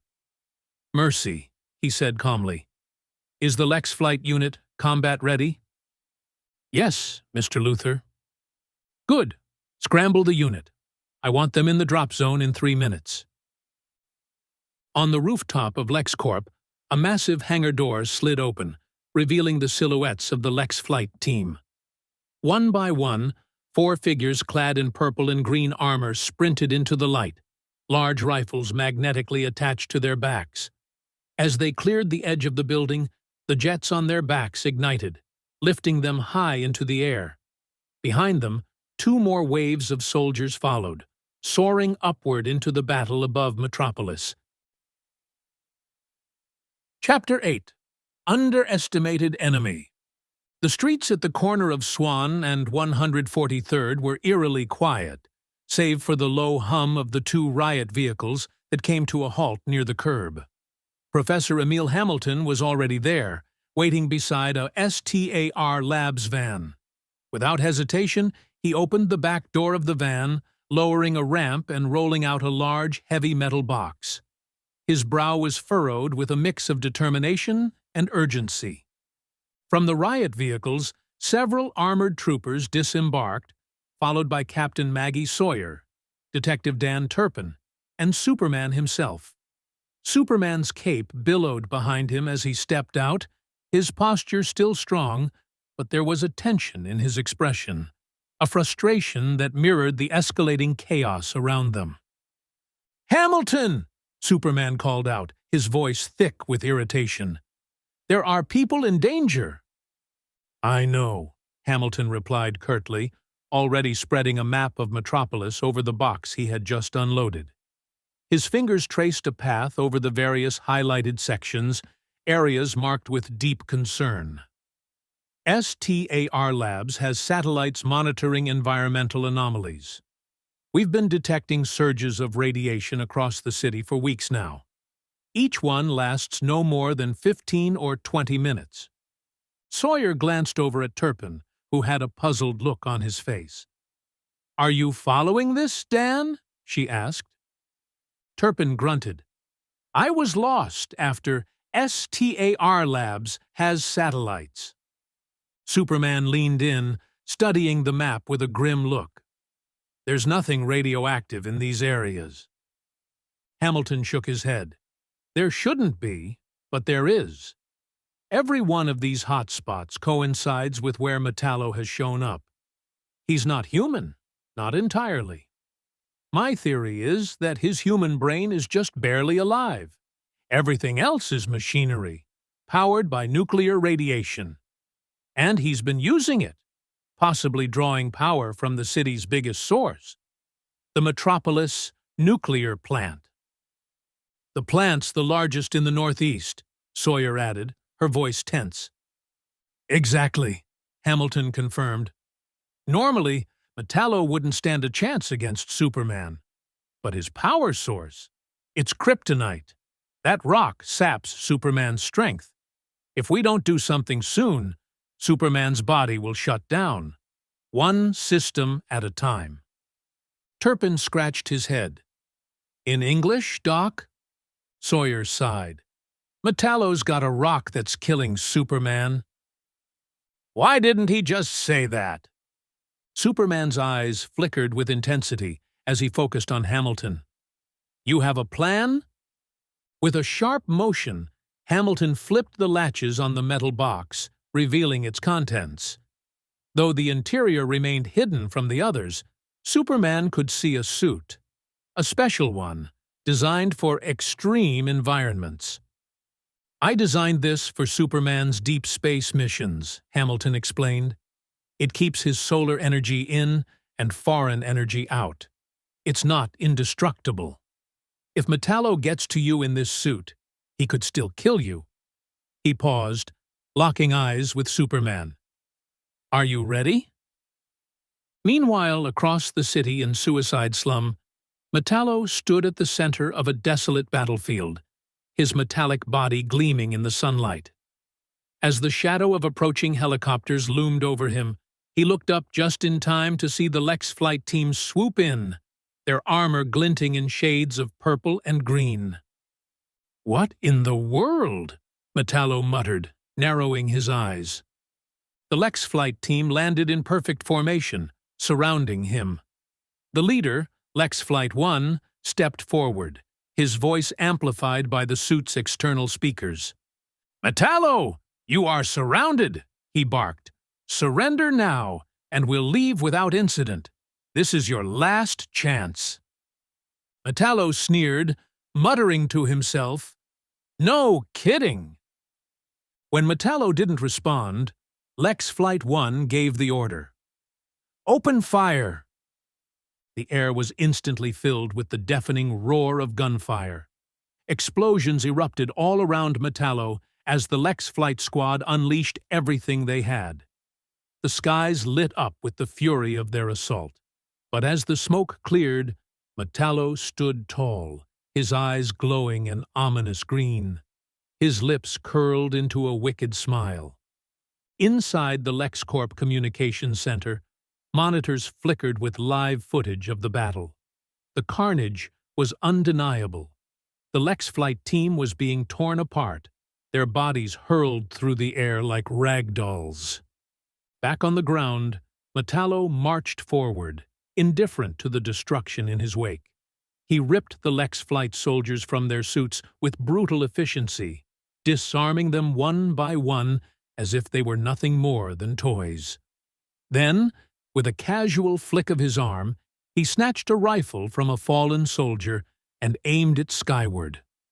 Apache helicopters screamed overhead. A voice crackled over the loudspeaker, desperate. "Metallo, throw down your weep—" "Whatever," Metallo scoffed, firing the stolen rifle.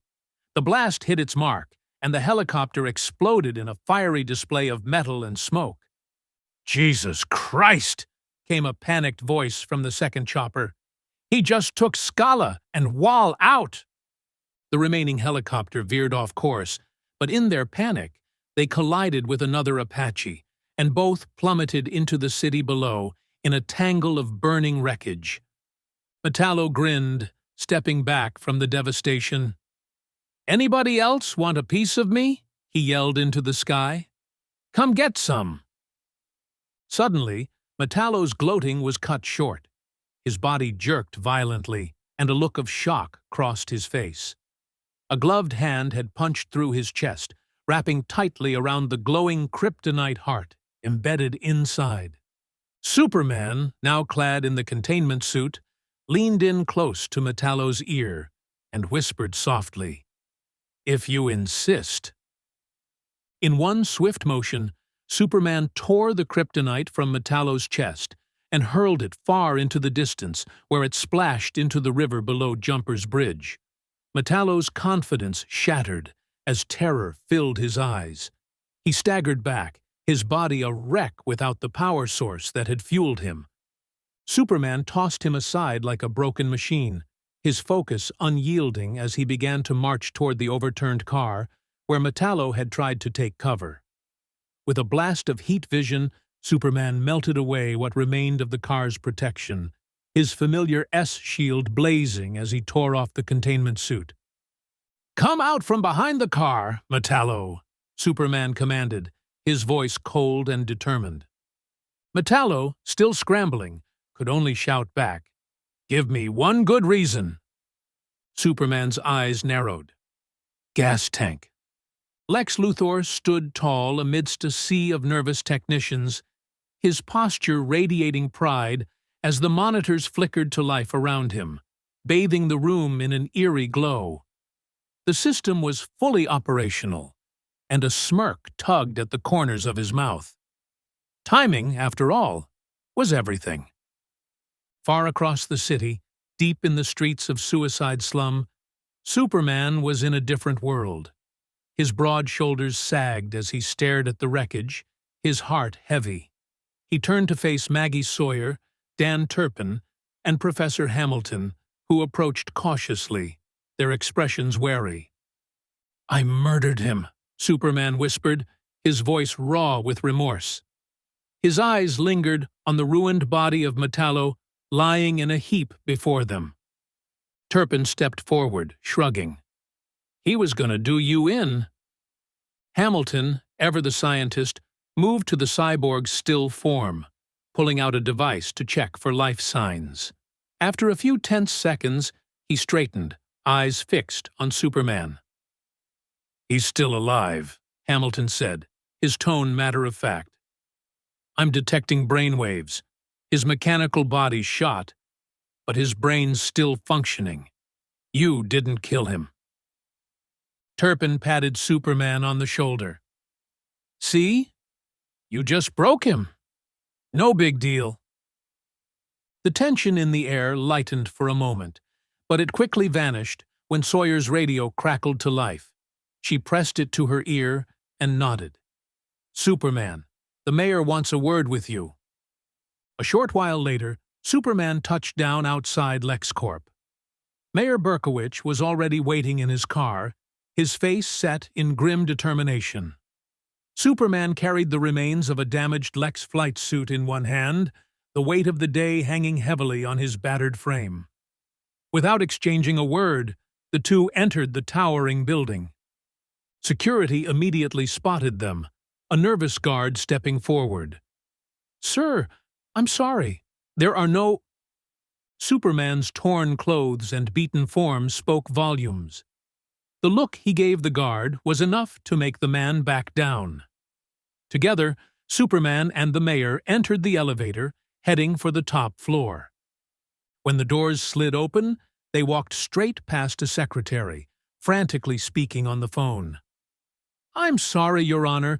Mr. Luthor isn't—" Superman ignored her, striding forward to the massive double doors at the end of the hall.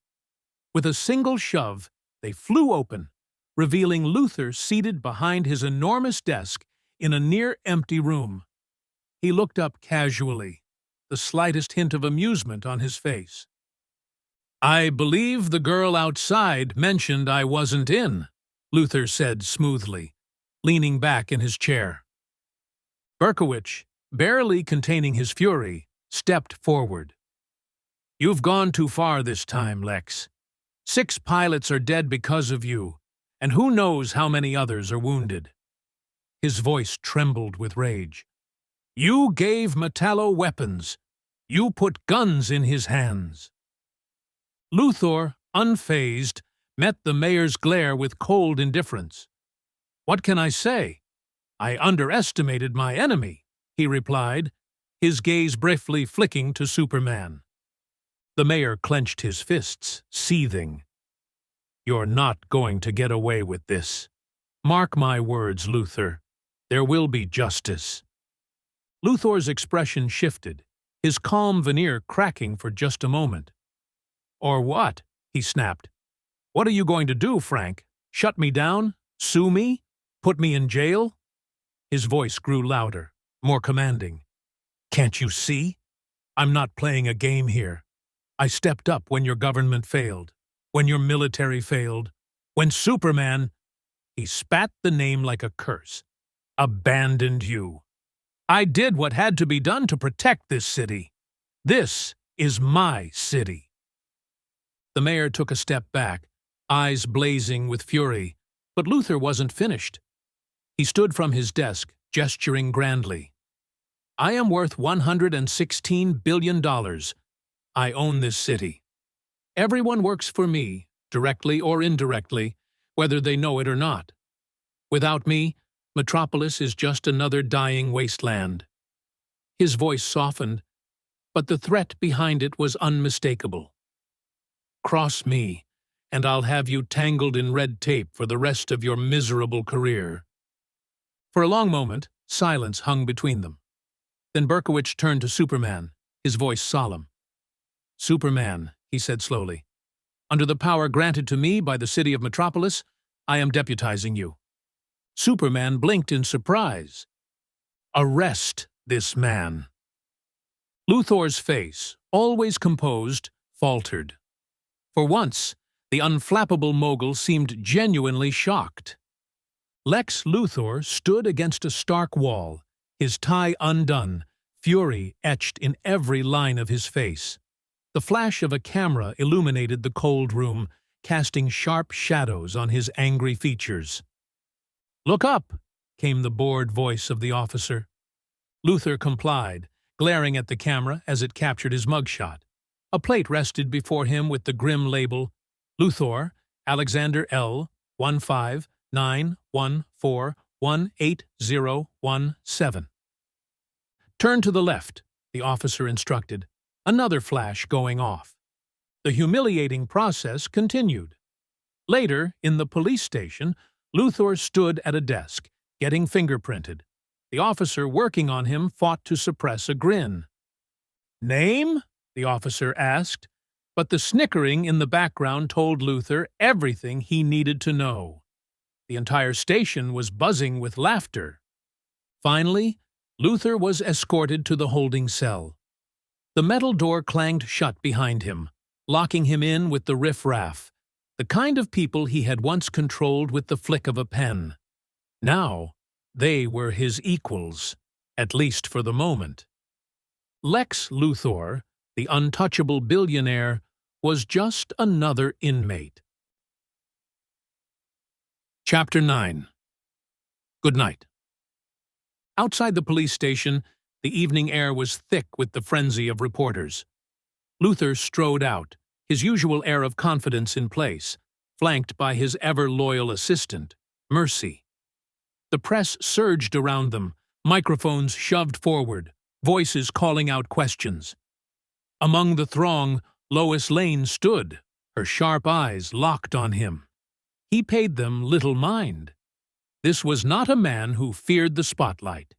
He thrived in it. Later, in the polished silence of his office high in the LexCorp tower, Luthor poured himself a drink. The amber liquid swirled in the glass as he walked across the room, his footsteps muffled by the plush carpet. He approached the floor-to-ceiling window, glancing up just as a shadow loomed outside. There, suspended in the air like some divine sentinel, was Superman, arms folded, watching him. Unperturbed, Luthor retrieved a small remote from his desk and, with a casual flick, opened the window. The cool breeze from outside barely disturbed the tension between them. "I'd invite you in for a drink," Luthor said, his voice smooth with mock hospitality.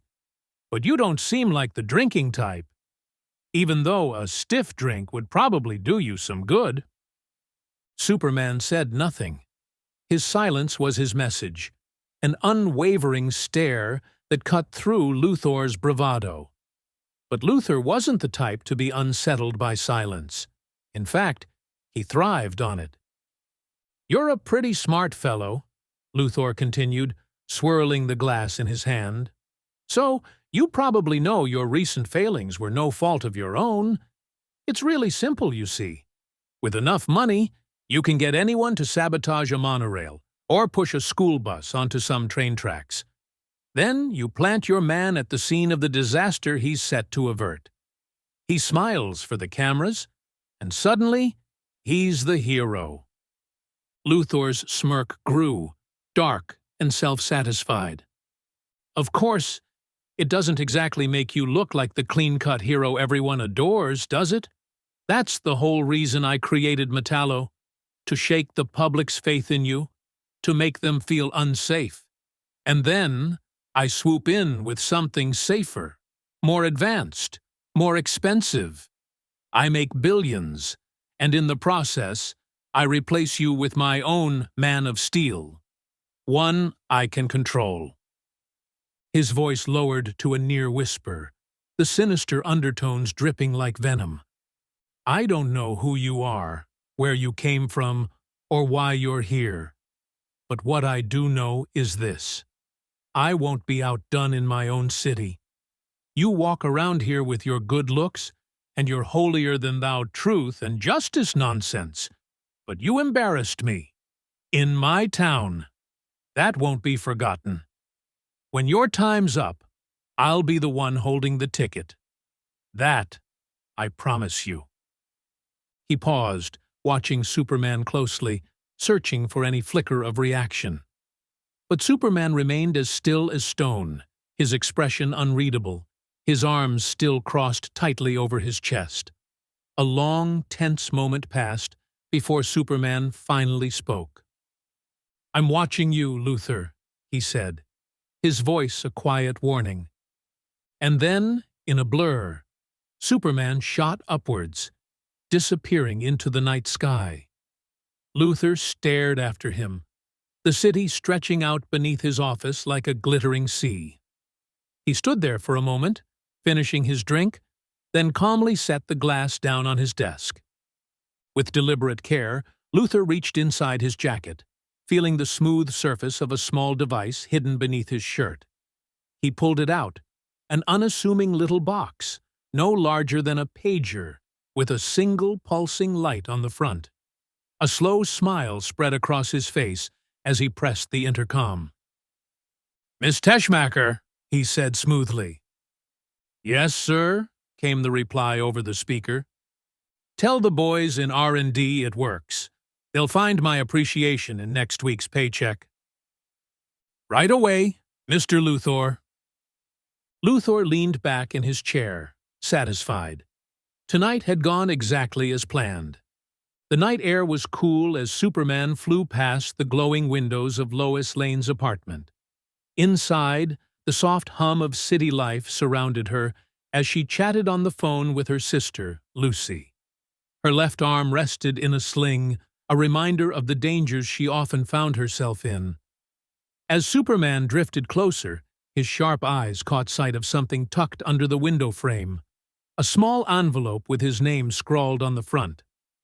Hovering effortlessly, he reached for the envelope, carefully peeling it open. Inside was a note, written in Lois's familiar hand. "Thank you for saving me. Again." A smile tugged at the corners of his lips. He folded the note neatly, tucking it away. For a brief moment, he allowed himself the pleasure of the simple gratitude before taking off into the night. As he ascended, Lois noticed something out of the corner of her eye, a flicker of movement outside the window. She rushed over, catching a glimpse of him soaring into the sky. Her heart raced, and a smile broke across her face, soft and warm, like a schoolgirl with a crush. In a shadowy room, the faint hum of computer equipment filled the air. A red-headed woman, seen only briefly before, sat quietly behind a massive array of monitors, her face partially obscured. The screens flickered with various reports, articles, and images, all marked with the logos of the CIA and Interpol. At the center of the web of information was a single, familiar face. Metallo, or rather, John Corbin, his true identity revealed. The redhead's fingers moved swiftly across the keyboard as she typed ACHEN@WGBSNET.com. With a final tap of the Enter key, the email was sent. Her task, for now, was done. The Kansas countryside stretched forever, golden fields swaying gently in the dusk light. It was a landscape of serenity, untouched by the chaos of the outside world. Above the tranquil scene, the voice of newscaster Angela Chen cut through the calm. This morning, sources at Interpol and the Central Intelligence Agency confirmed internet speculation that Metallo's true identity is that of John Corbin, a known mercenary and thief wanted worldwide for crimes neither agency would elaborate on. How the human Corbin became the superhuman Metallo remains a mystery. Earlier today, Mayor Berkowitz shared his thoughts. The mayor's voice followed, tinged with the weight of recent events. It has been a difficult few days for us all. The loss of life cannot be replaced. We have suffered many tragedies and avoided many more. But today, we are safe. Wherever you are, thank you. Superman. Angela's voice returned, calm and professional. This is Angela Chen. Good night. The sun was setting over the Kent farm in Smallville, casting the fields in shades of vibrant orange and deep purple. Jonathan and Martha Kent stood side by side in the middle of a field, quietly admiring the beauty of the evening. Their small house sat in the background, a warm and welcoming silhouette against the fading light. Jonathan's arm rested around Martha's shoulders, a comforting presence in the stillness. From behind them, Clark Kent approached, his steps soft, almost reverent. He paused for a moment, taking in the view with a sense of peace that only home could bring. "You never get tired of this, do you?" Clark's voice broke the quiet. But there was no surprise in the air. They had been expecting him. "Never," Jonathan replied, his voice steady and sure. Martha turned, her eyes soft with affection. "I'm glad you're home, Clark." Clark smiled, the warmth in his heart reflected in his eyes. "Of course, Ma. It's Sunday." He stepped forward, wrapping his arms around his parents, pulling them close. Together, they stood in silent appreciation of the breathtaking sunset before them. The world at peace for just this moment. Epilogue. In the sterile, gleaming interior of the LexCorp Research Lab, several scientists moved with quiet efficiency, engrossed in their various projects. The hum of machines filled the air, punctuated by the occasional clink of tools. Luther entered the room with purpose, his presence instantly commanding attention. He strode toward Dr. Weng, the lead scientist, who was already awaiting him. "My time is valuable, Dr. Weng," Luther said, his voice carrying both impatience and authority. Dr. Weng, unfazed, nodded respectfully. "Then I won't abuse it, Mr. Luther. I thought you'd be interested in our progress." "I'm always interested in progress," Luther replied, his gaze sharp and expectant. With a practiced gesture, Weng led Luther across the lab to a glass tube filled with a viscous liquid. Suspended inside, barely recognizable, was what remained of Metallo.